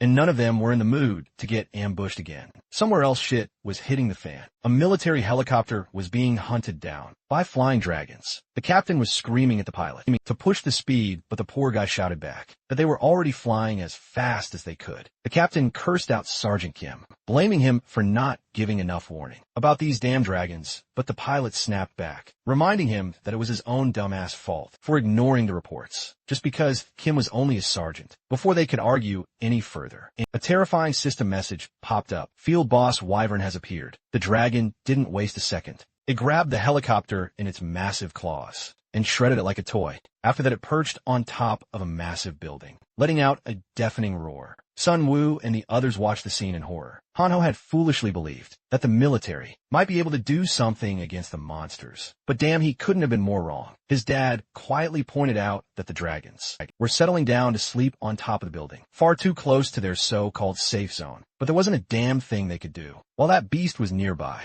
Sun Wu calmly told them that the dragons would eventually leave on their own, suggesting they get some rest while they had the chance. As night fell, the dragons dozed off atop the buildings, while the group laid low on the ground below. Suddenly, Sunwon noticed a bright flash, followed by a system message, just like the one that had appeared when the apocalypse first began. It was the second phase of card selection. Hanho freaked out, screaming at his parents not to screw up, like he did by picking a low-star card last time. His dad confidently assured him there was no way he'd mess up. After all, he'd been playing cards for 20 goddamn years. Sunwoo glanced around, analyzing the cards. but time was already ticking down. Just 15 seconds left. Thankfully, he'd already picked a card earlier. This one would act as a secondary class, stacking with his current one. As he scanned the remaining options, he noticed some cards vanishing right before his eyes. Other people were already snatching them up. Hanho nervously searched for a high-star card, desperate to pick something strong. But Sunwoo knew better. It wasn't just about the stars. He needed a class that would actually work alongside his current one. Then finally, he spotted the perfect match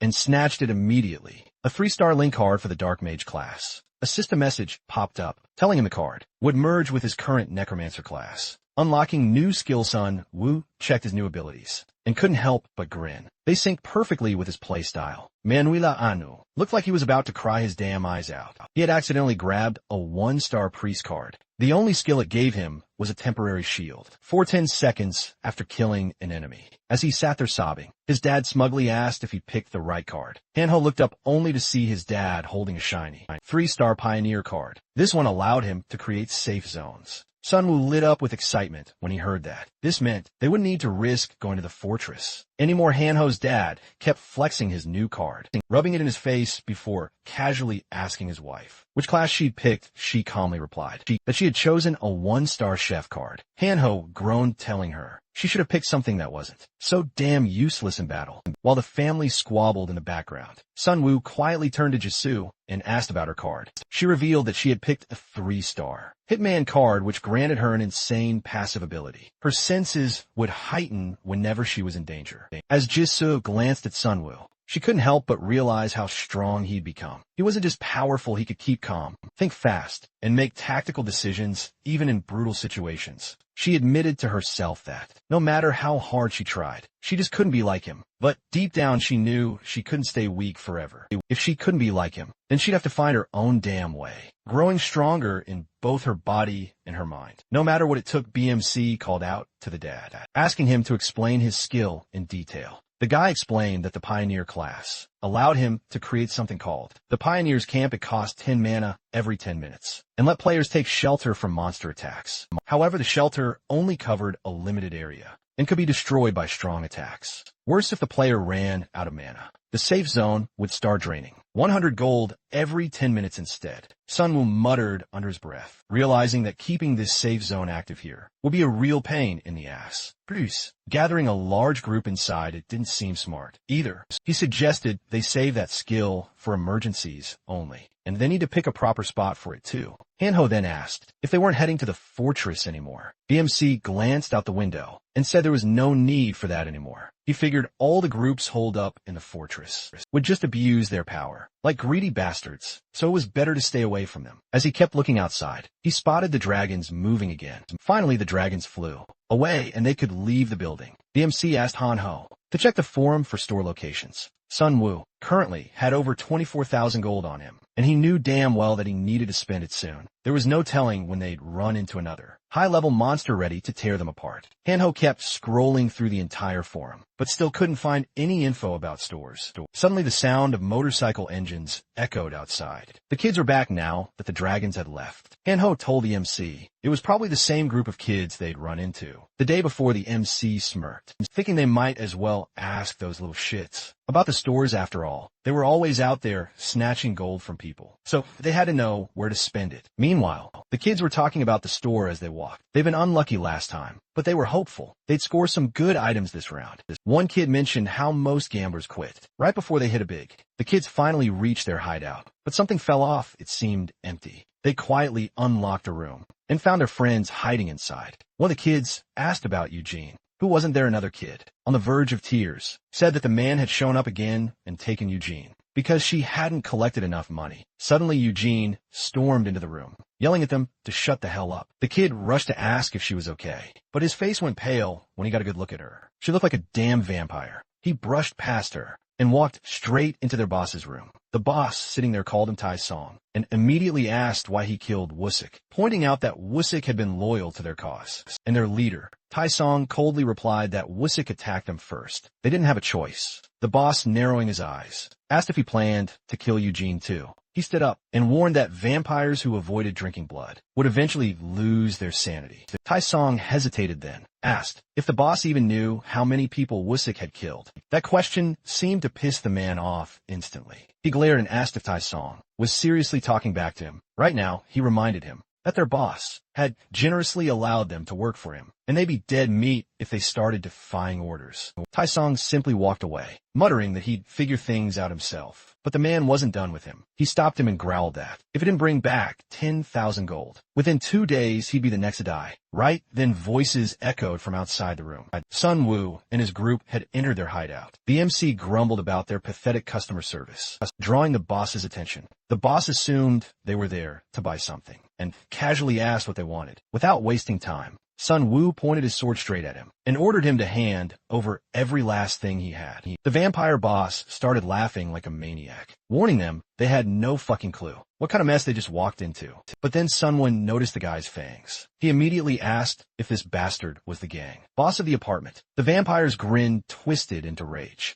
as he realized these were the bastards who'd wiped out his entire crew. He snapped, charging at them in fury. But before he could land a hit, the orc skeleton grabbed him by the arms. Sun Wu calmly pressed his sword against the vampire's neck and asked if he could regenerate his head too. The two-armed skeletons pinned the vampire down as Sun Wu slowly pushed his sword halfway into his throat, threatening to finish the job if he dared to move. He then coldly asked if this bastard was the vampire. Lord the vampire suddenly started cackling, then snapped free and shattered Sun Wu's sword like it was nothing. He lunged towards Sun Wu, but before he could even get close, a storm of daggers rained down on him. Sun Wu seemed to predict every damn move he made. Before the vampire could recover, Jisoo charged and slashing one of his arms clean off. He shrieked in agony, blood spraying everywhere. Worse, he couldn't even regenerate it properly because her flames kept burning through the wound. Jisoo swung again with her blazing sword. This time he barely dodged, but she was faster, ducking and slicing him again. Furious now, he went wild, relentlessly attacking her. Shockingly, Jisoo kept up with his speed. At one point, he grabbed her sword to counterattack, but she sensed it thanks to her new skill, and dodged easily before he could even breathe.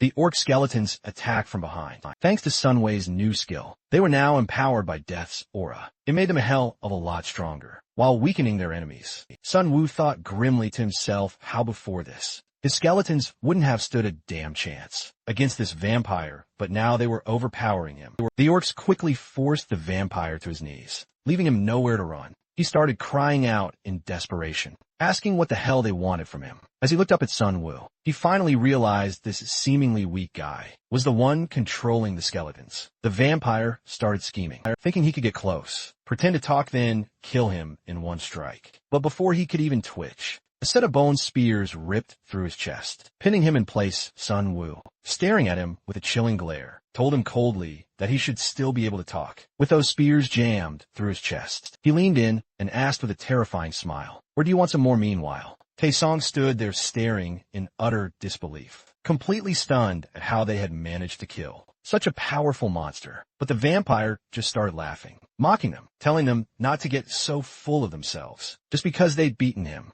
Then right in front of their eyes, the vampire began to transform into some grotesque, terrifying creature, sneering that they were all screwed once their plan succeeded. Sun Wu had enough of his bullshit. Without wasting another second, he coldly ordered Jisoo to finish the bastard off. She didn't hesitate. Her sword sliced clean through his neck, ending him right there. Taesong watched in shock, immediately dropping to his knees and begging for his life, swearing that he and his friends had nothing to do with any of this mess. But Sun Wu just gave him a cold smile, saying all he wanted was for them to hand over everything they'd stolen. The terrified thieves quickly coughed up all their stolen gold, but it wasn't even that much. Jisoo, still eyeing the vampire's corpse, asked if the boss that vampire mentioned was really the same person she thought. Sun Wu told her that whoever this guy was, he was clearly growing stronger, and now he even had people collecting money for him. It was obvious this bastard was playing things smart, moving strategically behind the scenes. Jisoo couldn't believe it. Someone had already adapted to this brutal new world faster than Sun Wu himself. It felt like those guys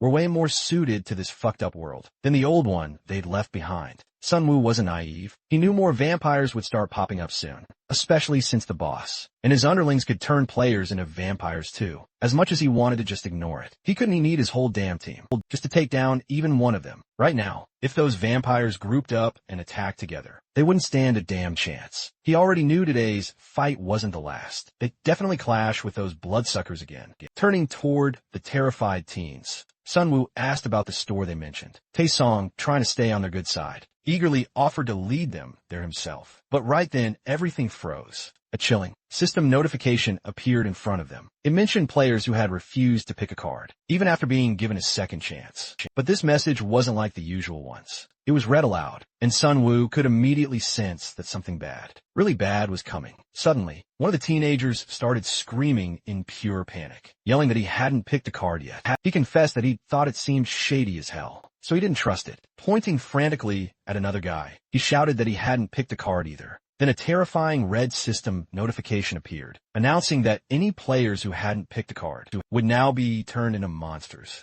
Both of the teens started screaming as their bodies began to grotesquely transform right in front of everyone. Sun's expression darkened instantly. He knew damn well that if these guys finished transforming, they wouldn't stand a chance against them. Without hesitation, he ordered everyone to attack before it was too late, telling them to kill those bastards before they fully changed. Meanwhile, outside the building, Hanho's parents were anxiously waiting. His mom nervously wondered if it was really okay to be hurting these teens like this. But Hanho's dad wasn't having it. He stomped his foot and snapped. Those little punks had made plenty of people suffer, even killed some of them, so they damn well deserve whatever was happening to them. But back inside, the York skeletons were doing everything they could to crush the transforming monsters. Before it was too late, Sun Wu knew their only option was to kill them mid-transformation. Otherwise, it was game over. Suddenly, one of the werewolves lashed out, smashing a skeleton clean in half with terrifying brute strength. Sun Wu could barely believe what he was seeing. Those monsters were seriously that strong. But Raiti and the Orc skeletons didn't back down. They kept hammering away at the werewolves, fighting with everything they had. Finally, after a brutal struggle, they managed to kill them. The reward, a staggering 3,000 gold for each kill. Plus Sun Wu even leveled up to 8. He stood there staring in horror at the remains, shaken by how monstrous those creatures were. If they dropped that much gold, still rattled. He picked a random stat card from the reward, which ended up boosting his speed by 3 points. Honestly, he was pretty damn satisfied with that result.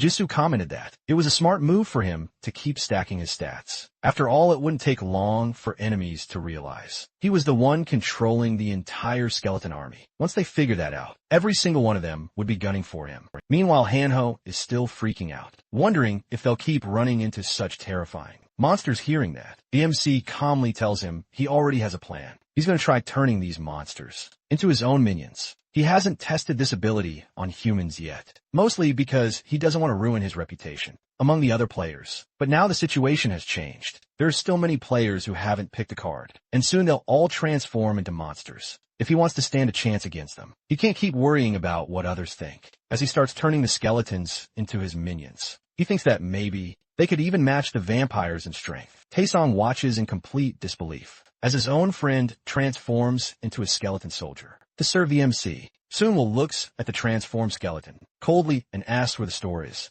Taeson explains that the store is inside a used car complex, and that the people running it are far worse than his own group, who just steal to survive. These people, however, work directly under the vampires and hunt humans for them. After hearing that, Swan Wu tells Taesong to take him there. As they walk into the complex, surrounded by orc and werewolf skeletons, the MC senses something's off. There are no guards visible. Suddenly, a loud crash breaks the silence, and he orders everyone to hide. They all watch a bear monster fighting a vampire. The vampire is losing, getting slammed by the bear's iron chains. Soon Wu eyes those chains and starts thinking, maybe this monster was actually a human, kidnapped and turned into this form. After failing to choose a card, when it seems like the fight is over, the vampire charges back at the bear. Though injured, the bear counters and slams the vampire again. The MC sees an opportunity if he plays this right. He might be able to bring the bear under his control. As the bear and vampire roar and go at it again, he commands his werewolf skeletons to step in. One werewolf manages to stab the vampire, but the bear retaliates and tries grabbing one of them. But the second werewolf slashes it with its claws.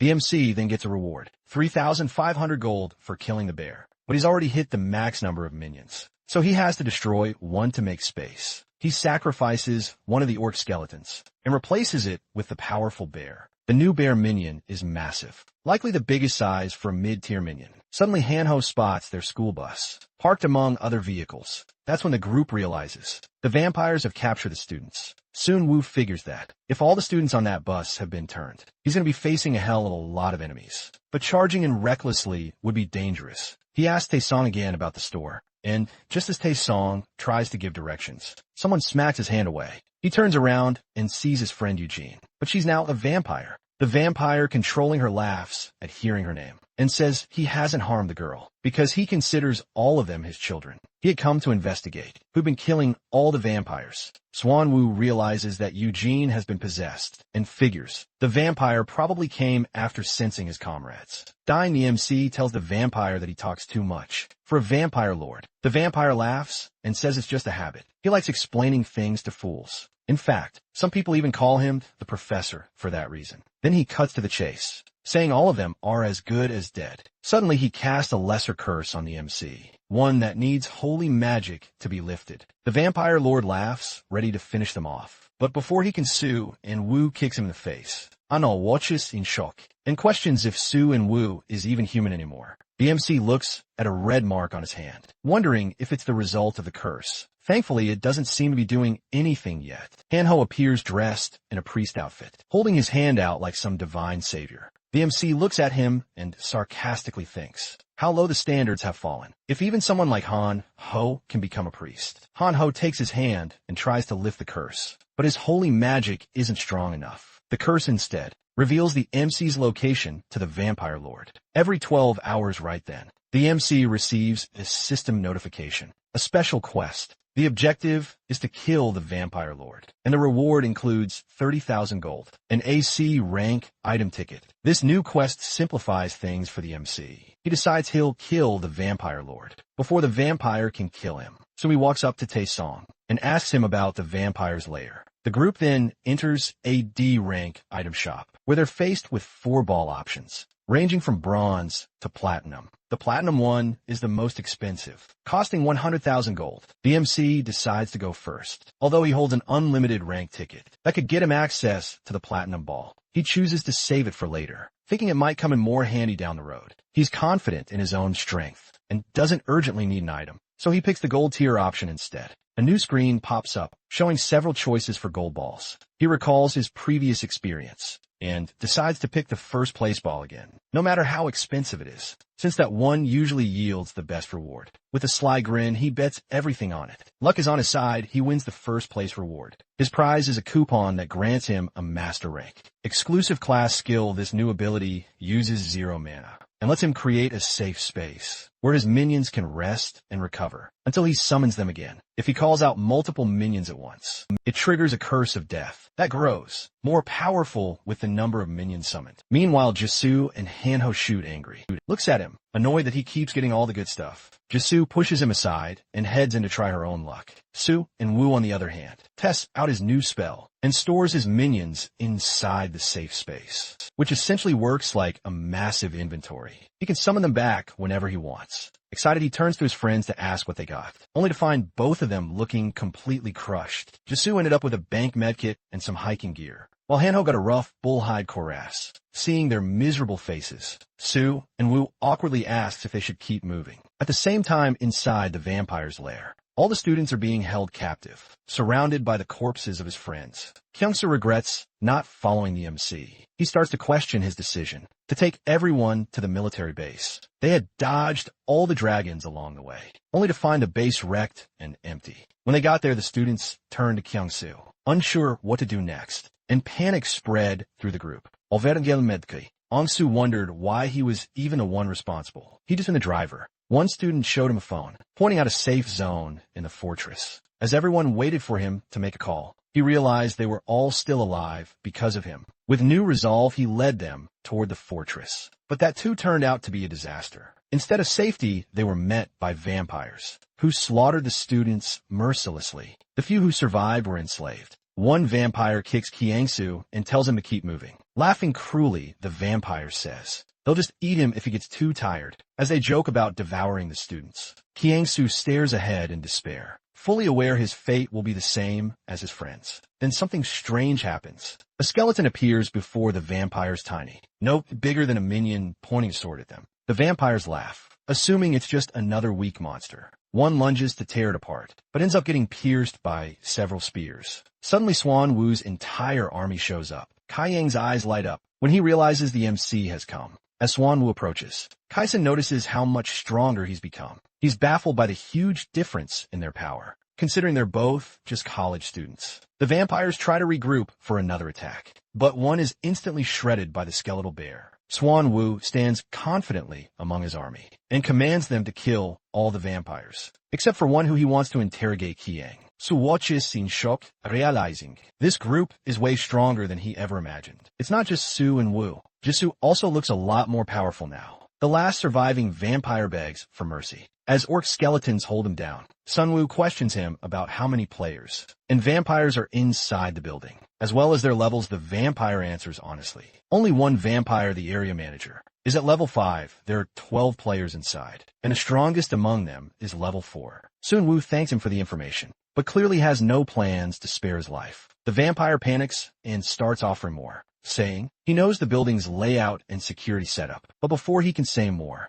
Kyungsu suddenly stabs him. Looking up, Kyungsu tells the others that he knows exactly what's going on. Inside the factory, tears stream down his face as he pleads that none of the vampires can be allowed to live. Even though his friends have been scared and weak, they didn't deserve to die that way. Sun Wu puts a hand on his shoulder, telling him he's done well just surviving this far. He says the vampires around them didn't turn into monsters overnight. They used to blend in with normal people, just waiting for the right moment to unleash their true nature. The world they once knew might be gone, but they can't allow creatures like that to roam freely anymore. As they were sorting out the kidnapped players, one of the men asked the area manager how long he planned on continuing this. The manager smiled and explained that these people were simply a source of food and experience for him. They were easier to capture than monsters, and far more useful. He added that their CEO had incredible insight and vision. Hearing this, the man got excited and expressed his desire to be part of that vision too. The vampire told him that if he kept working hard, he could become a regular member as well.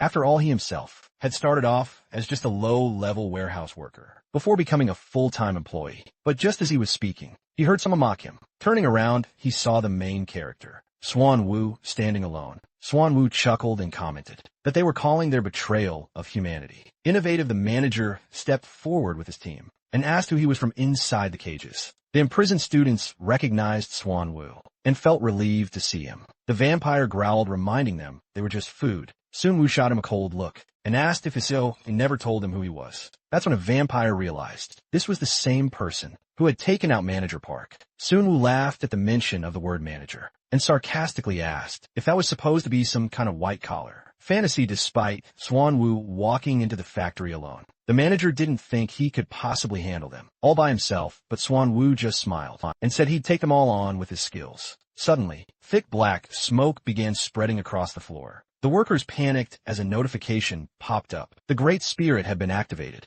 Out of the smoke, skeleton minions began to appear, one after the other, along with their appearance. The Curse of Death effect was triggered, weakening all the employee stats. The vampire finally understood what it felt like to face someone truly terrifying. As the minions attacked, the enemies began to fall apart. The manager tried to calm everyone, but it was useless. Even when they destroyed a minion, it was instantly revived, furious. The manager smashed one of the orc minions to bits, and then made a move to attack Sun Wu directly, knowing he was the one controlling them. But before he could do anything, a bottle of acid hit him in the head. Hanho, standing at a window on the first floor, had a clear shot as the vampire collapsed. Jisoo swooped in and began freeing hostages. At the same time, Kyung-soo crashed his bus through the factory wall and called for the hostages to get in. The vampire tried to chase after them, but didn't notice Raiti charging at him riding a wolf. The werewolf skeleton slammed him into the ground, and Raiti leapt into the air, moving in for the finishing blow. Thanks to Su and Wu's insane buffs and debuffs, the vampire didn't stand a chance. Su and Wu pointed out that the abandoned factory they had chosen for their operations was actually one of the easiest places to raid. That's when the vampire began to panic, realizing that Sun Wu wasn't just strong, he was smart too. bleeding from one of his arms. The vampire suddenly heard the CEO's voice, offering him some power to defeat Sun Wu. Confused, Sun Wu watched as the vampire's body began to grow larger and wilder. A notification appeared. A high-level vampire had gone berserk. Looking at his monstrous new form, Sun Wu asked if that was his real self. The vampire, now enraged, charged at them and started attacking the skeletons. Though Su and Wu ordered them to fight back, the vampire held them off with ease. Moving quickly, he tore through the minions until he caught a glimpse of Jisoo flying over him. She slashed his back with her sword. As he turned, she grabbed Raiti and hurled him at the vampire. Raiti slashed through him. Adair at the same time. Another orc tried to attack, but the vampire crushed it. Each time a minion was destroyed, Swan Wu quickly revived it. Hanho was impressed that Jisoo could hold the vampire off on her own. But Swan Wu was starting to feel uneasy. He knew this wasn't sustainable. The vampire had lost a lot of blood and was in a berserk state, meaning he wouldn't last long. However, if Sun Wu's mana ran out before that, and his orcs couldn't hold the front lines, things could go south fast. Worst of all, this vampire was just a subordinate. Sun Wu couldn't help but wonder, how terrifying must their actual vampire lord be? While the MC is in the process of reviving his minions, he spots the corpse of a werewolf monster. Smiling, he casually apologizes to the vampire for taking over one of the monsters the vampire had captured. With the addition of a werewolf to his team, all his minions gain a new synergy buff. The vampire is left confused as he suddenly notices that the skeletons have become much stronger. Sun Wu then commands his werewolves to tear the vampire apart. Following his orders, they begin devouring the vampire alive. As this happens, Sun Wu looks the vampire straight in the eyes and tells him to deliver a message to his boss that his little operation in Wuzong is now officially over. He earns 10,000 gold for killing the vampire, but at the same time the system marks him as a player. The MC starts wondering if he can turn the vampire's corpse into one of his own minions. Previously, he had killed vampires by decapitating them to prevent regeneration, but this time the head was still intact, meaning he could potentially convert it. He successfully revives the vampire's body as a vampire skeleton and tells him that he's now going to work under him instead of his former master. Suddenly, the MC receives a notification that he can now access the memories of corpses he controls. Curious, he checks the vampire's memory. Since he's never been able to view the memories of his minions before, he wonders if this is part of a newly unlocked skill. In the memory, he sees the vampires gathered in a meeting with the vampire lord, who's sipping from a large glass of blood. The vampire lord asks them about the purpose of the game, and when no one replies, he states that their main goal is to evolve. It doesn't matter whether the game was made by a god or some alien force. What matters is that they finally have a chance to abandon their weak forms and create a new species. The vampire lord then speaks about his ambition to build a new world order. Swan Wu watches, filled with rage, as he realizes this figure is the vampire lord himself. The vampire lord informs the group that he's received a new quest, and they all must support him instantly. Everyone agrees. This makes the MC wonder if getting bitten by the vampire brainwashes people into blindly following him. The vampire lord then announces that he'll be hosting a party in Wuzong and instructs the others to invite as many people from the neighborhood as possible to enjoy themselves. He puts manager Kim in charge of food and farming supplies. The MC then realizes with horror they're setting up human farms and slaughterhouses. Their real plan is to trick people by offering fake safety zones. Soon after, the MC receives an exclusive quest. He recalls getting a similar one, where he witnessed his professor's death. This new quest is directly linked to the upcoming massacre party planned by the vampire lord. Swan Wu now has two choices: either stop the massacre or take advantage of it by using the corpses. Whichever path he picks will shape his destiny. Meanwhile, Han Ho tries to wake him up, but the MC is still lost inside the vampire's memory. Han Ho begins to cry, thinking something terrible has happened to Swan Wu after he took control of the vampire. When MC finally snaps out of it, he dramatically places a hand on Han Ho's head and jokingly asks who accused him of messing things up. Han Ho gets a little frightened, but Suwon Wu releases him and reminds him of the promise he made to do whatever he's told. Then he smiles and says he wants Han Ho to join him on a quest. Meanwhile, the vampire lord is irritated that the main character killed his vampire manager, even after receiving a portion of the vampire lord's power. Madame Young Feeling Nerfus asks whether Swan Wu might ruin his plans, but the vampire lord brushes it off, saying that Swan Wu's weak skeletons aren't a threat. After the upcoming grand feast, he plans to personally track Swan Wu down and eliminate him using a curse. Outside the factory, everyone is busy collecting daggers and other weapons left behind by the vampires. Hanho asks the MC if it's really okay for them to be doing this. Sue questions what he means, and Jisoo remind him about what the MC told him earlier, how a massive massacre is about to take place in Waizen Fortress. She asks if they should focus on stopping the vampires. Now at the same time, Hanho urgently tells the MC something big is happening online. Apparently the vampires are trying to lure players by promising them safety and free access to their camp. A post by someone called Manager Goo seems designed to bait survivors, and Ho considers putting up a warning post, but the MC stops him. He explains that there's no guarantee their warning would stop people who are desperate for even a sliver of hope.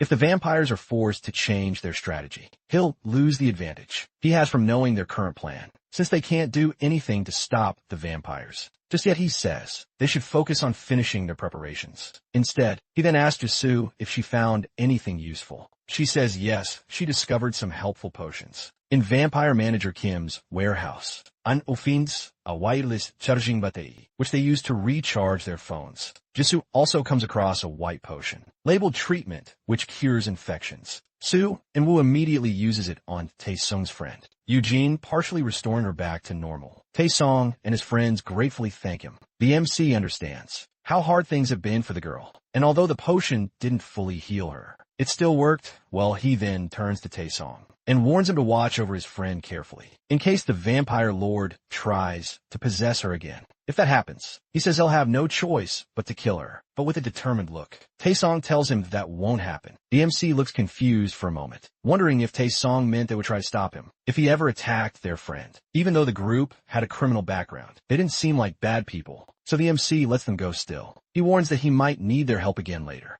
Next, Sue and Woo ask Hanho's father, Mr. Lee, to use his skill to create a safe zone around the factory inside this space. Recovery speed increases significantly, and Mr. Lee has complete control over the area. Everyone inside feels much better as their wounds begin healing. Since Hanho's mom has a chef class, she's able to cook food that gives everyone buffs. Jisoo watches the players and notes that they're finally starting to adapt to the situation. Soon, Woo asks her if she also received an exclusive quest, but she looks confused and says she didn't. It turns out he's the only one with an exclusive quest. He tells Jisoo she doesn't have to come along, but she says she wants to. When he asks if it's because of her sense of justice, she replies no. She explains that she can't keep running from the monsters forever. Sooner or later it'll get her. That's why she wants to fight to survive. As they speak, a notification pops up, announcing that all survivors have now entered Chapter 1 of the game. The admin congratulates everyone who made it this far, acknowledges the many who've died, and explains that those who couldn't adapt have now turned into beasts. From here on out, the real trials begin. Players will need to fight not just monsters, but also other humans. Only the bold will survive. The message includes 4 important warnings. 1. The event will last for 7 days, and no one can leave the Suwon and Wazone Fortress areas during that time point. 2. Players will earn double the gold. 3. Any player who defeats a worm beast may receive a random combo card, for a boss monster will appear in each region, offering powerful items as rewards. These items won't be available in any shop soon. Will looks at the screen and realizes that they can no longer travel to other regions. Jisoo stands nearby with a firm expression and tells him they need to stay and fight instead of continuing to run. Meanwhile, Hanho is clearly frustrated. He feels like Swanwoo is dragging him into a dangerous quest against his will, but Swanwoo reminds him that Jisoo has been with them since the beginning, even though she's more than capable of surviving on her own. In contrast, Hanho wouldn't last a day out there alone, trying to shift the conversation. Hanho brings up that his recent post on the community forum is getting attention. There's a mix of responses,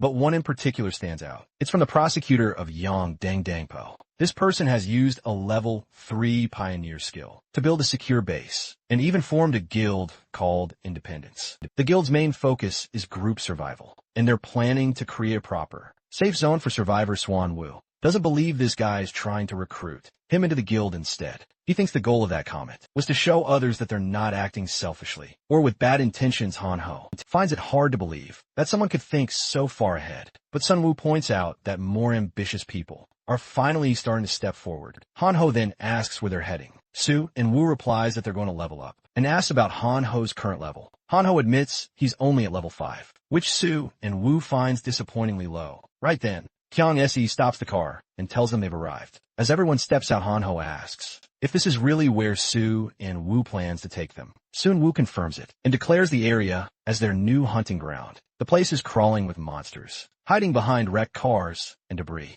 Suddenly, a massive, flaming rock hurtles toward them. They narrowly avoid it by ducking behind vehicles. These small monsters can use magic, but they're no match for Su and Wu's skeleton army. With Jisoo and the skeletons, they manage to wipe out the creatures. Zhang Montak explains that these monsters are called kobolds. The mission here is twofold: help Han Ho level up, and possibly find new minions to add to his forces. His best option is to locate people who have been turned into monsters, since they would significantly boost his power. Sadly, the kobolds are too weak to be of any use as minions. He already has werewolves in his ranks that can easily take down several low-level vampires. Just then Jisoo calls out to him and points toward a grocery store. The parking lot is filled with corpses, which reminds her of their college campus during the early days of Chaos Soon. Who guesses this? Might have been the site of one of the tutorial events. She then asks if he thinks any survivors might still be inside. Swan Wu tells her that crowded places tend to attract more monsters, so the chances of survivors are slim. Hearing this, Kyung-soo suggests that rural locations, or small villages like Jeju Island, might be safer due to having fewer people. That makes Jisoo feel a bit better.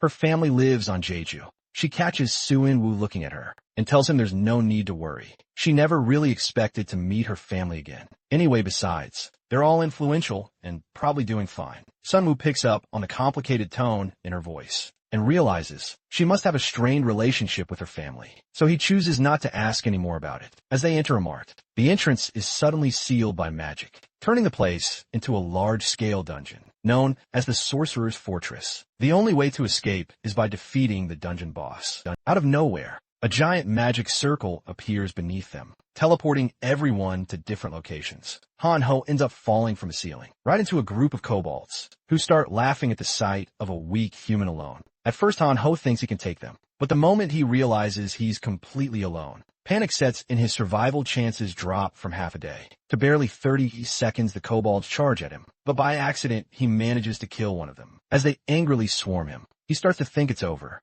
until he notices he's not taking any damage. That's when he remembers his priest class has a passive ability that protects him for 10 seconds after each kill. The kobolds start getting confused, noticing their attacks aren't working. Han Ho, still visibly terrified, gets up and asks them if they really just called him weak. Meanwhile, Kyeonsu and Jisoo are trying to regroup with the others. As they turn a corner and notice some blood, they discover Han Ho standing over a pile of dead kobolds. Jisoo is in disbelief, but Han Ho proudly claims that he's finally unlocked his hidden potential. With the trio now reunited, they decide there's no need to worry about Su and Will. They trust that he can handle the monsters on his own. As expected, DMC and his army of minions are busy wiping out kobolds. With ease, he clears them out effortlessly, but still feels a bit concerned about his friend. While searching for an exit, he comes across a badly injured survivor. The man looks like he's on the brink of death, and it doesn't seem like potions will be much help. Barely lifting a finger, the survivor points toward a box. Soon he picks it up and asks if it contains a potion.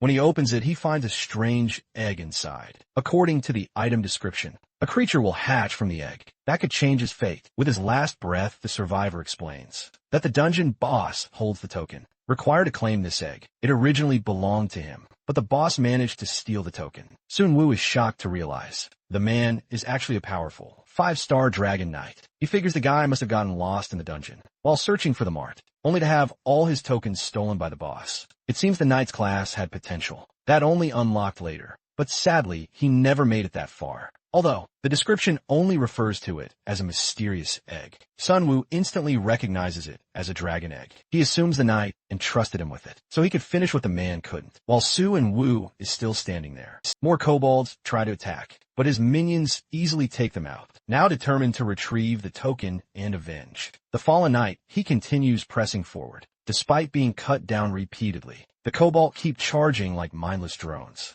and Su and Woo finds it odd. Suddenly an explosion goes off nearby, and he sees a kobold sorcerer. Even though it looks terrifying, one of his minions takes it down instantly, along with the rest after leveling up. Su and Woo chooses the skill option to increase his maximum number of minions, but instead, he gains a new skill called Corpse Explosion, which costs 10 mana to blow up a dead body. Right away, he gets to test the skill. As more enemies approach, he tells his minions to stand back and detonates one of the corpses, causing a huge explosion. The kobolds outside hear it and start feeling uneasy. Then suddenly, Raiti bursts out through the door and wipes them out. Su and Wu praises him and Raiti beams with happiness. Soon Wu finally encounters the dungeon boss, who's surrounded by massive roots. The boss turns out to be a high-level cobalt sorcerer, protected by a powerful force field that can only be broken by destroying 3 separate cores hidden around the dungeon. According to the system, this boss can't be harmed by regular attacks. Seeing the shield, Swan Wu immediately understands why.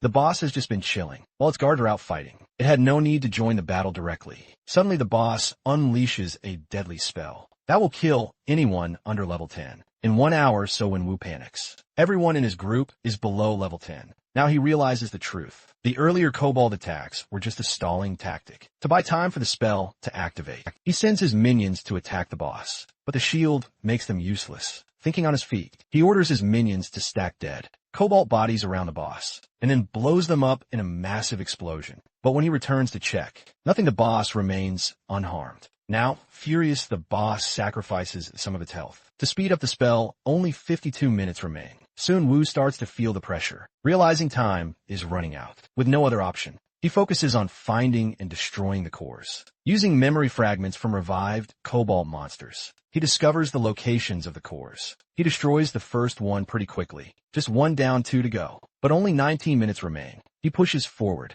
continuing to revive monsters and scan their memories. Eventually, he finds out where the next core is and rushes toward the first floor. On his way, he notices dead cobalt lying around and wonders if Jisoo was behind it. A moment later, he gets a system alert. The second core has been destroyed. He guesses Jisoo saw the death spell notification too and acted. He then spots someone fighting nearby and assumes it's Jisoo. He yells out, telling them to go look for Hanho and Kyungsu. But to his surprise, it's actually Hanho himself, holding up a dead monster and grinning like a badass, saying Swan Wu is the one who's late. Swan Wu can't believe what he's seeing. It almost feels like a dream. Jisoo also arrives and confirms she destroyed one of the cores. But Swan Wu is still fixated on how much Hanho has changed, now acting all heroic and serious. Still, there's no time to waste. With just 13 minutes left, they rush to the location of the final core. Cobalt are fiercely defending it. Su and Wu knows they can't afford to waste time in battle, so he tells the group to ignore the enemies and focus on finding the last core. It doesn't take long, Jisoo finds it, and with only 10 minutes remaining, Su and Wu assist Raiti in jumping over the mobs and smashing the final core. With the shield down, they now have 9 minutes to beat the boss. Su and Wu is burning with rage and ready to take it down when they confront the boss. Hanho returns to his usual self and casually suggests it should be easier now, since Su and Wu can blow up corpses. But Swan Wu reminds him that the boss has already seen that trick. It might be prepared for it. Anusti Confiden suggests they blow up the entire building instead, which sparks an idea without wasting a second. Swan Wu orders everyone to regroup and head to the boss room. Time is running out fast. They arrive just in time. And one of Sun Wu's cobalt sorcerer minions casts a fireball that disrupts the instant death spell. Sun Wu glares at the boss, daring it to throw something new at them, enraged. The boss transforms into a fallen tree spirit, roars, and launches a brutal attack. It tears through Su and Wu's minions like paper, then swings at the group who barely dodge the hit. Jisoo uses her fire sword to burn a branch, but it regenerates almost instantly. Su and Wu tells her to fall back and instructs his werewolf minion to hurl dead kobolds at the boss. He blows them up near the boss's face. Through the smoke, Sun Wu hopes the explosion was enough. But nope, the boss regenerates again. Then a fireball from another cobalt sorcerer hits it from behind. The group piles on with fire attacks, but the boss keeps healing. Finally, a system message pops up. The boss has drained all its mana and will now burn through its HP. Sun Wu grins. He's been secretly using the Devil's Bloodstone to siphon its mana the whole time, but even without mana, the boss keeps attacking. Sun Wu yells for everyone to retreat. The weakened boss tries to follow, but collapses before exiting. Sun Wu glances back. He'd been stacking dead cobalt bodies on the first floor. For this moment, once everyone is safe, he detonates the pile with no mana left to regenerate. The boss dies for slaying the fallen tree spirit. Sun Wu earns 12,140 gold and reaches level 10. The system rewards him with a roulette ticket for being the 69th person to hit level 10. His max minion limit increases by 5, and he unlocks a new skill called Death Response, which lets him summon 10 zombies for 10 minutes without affecting his current count. He now controls up to 25 undead.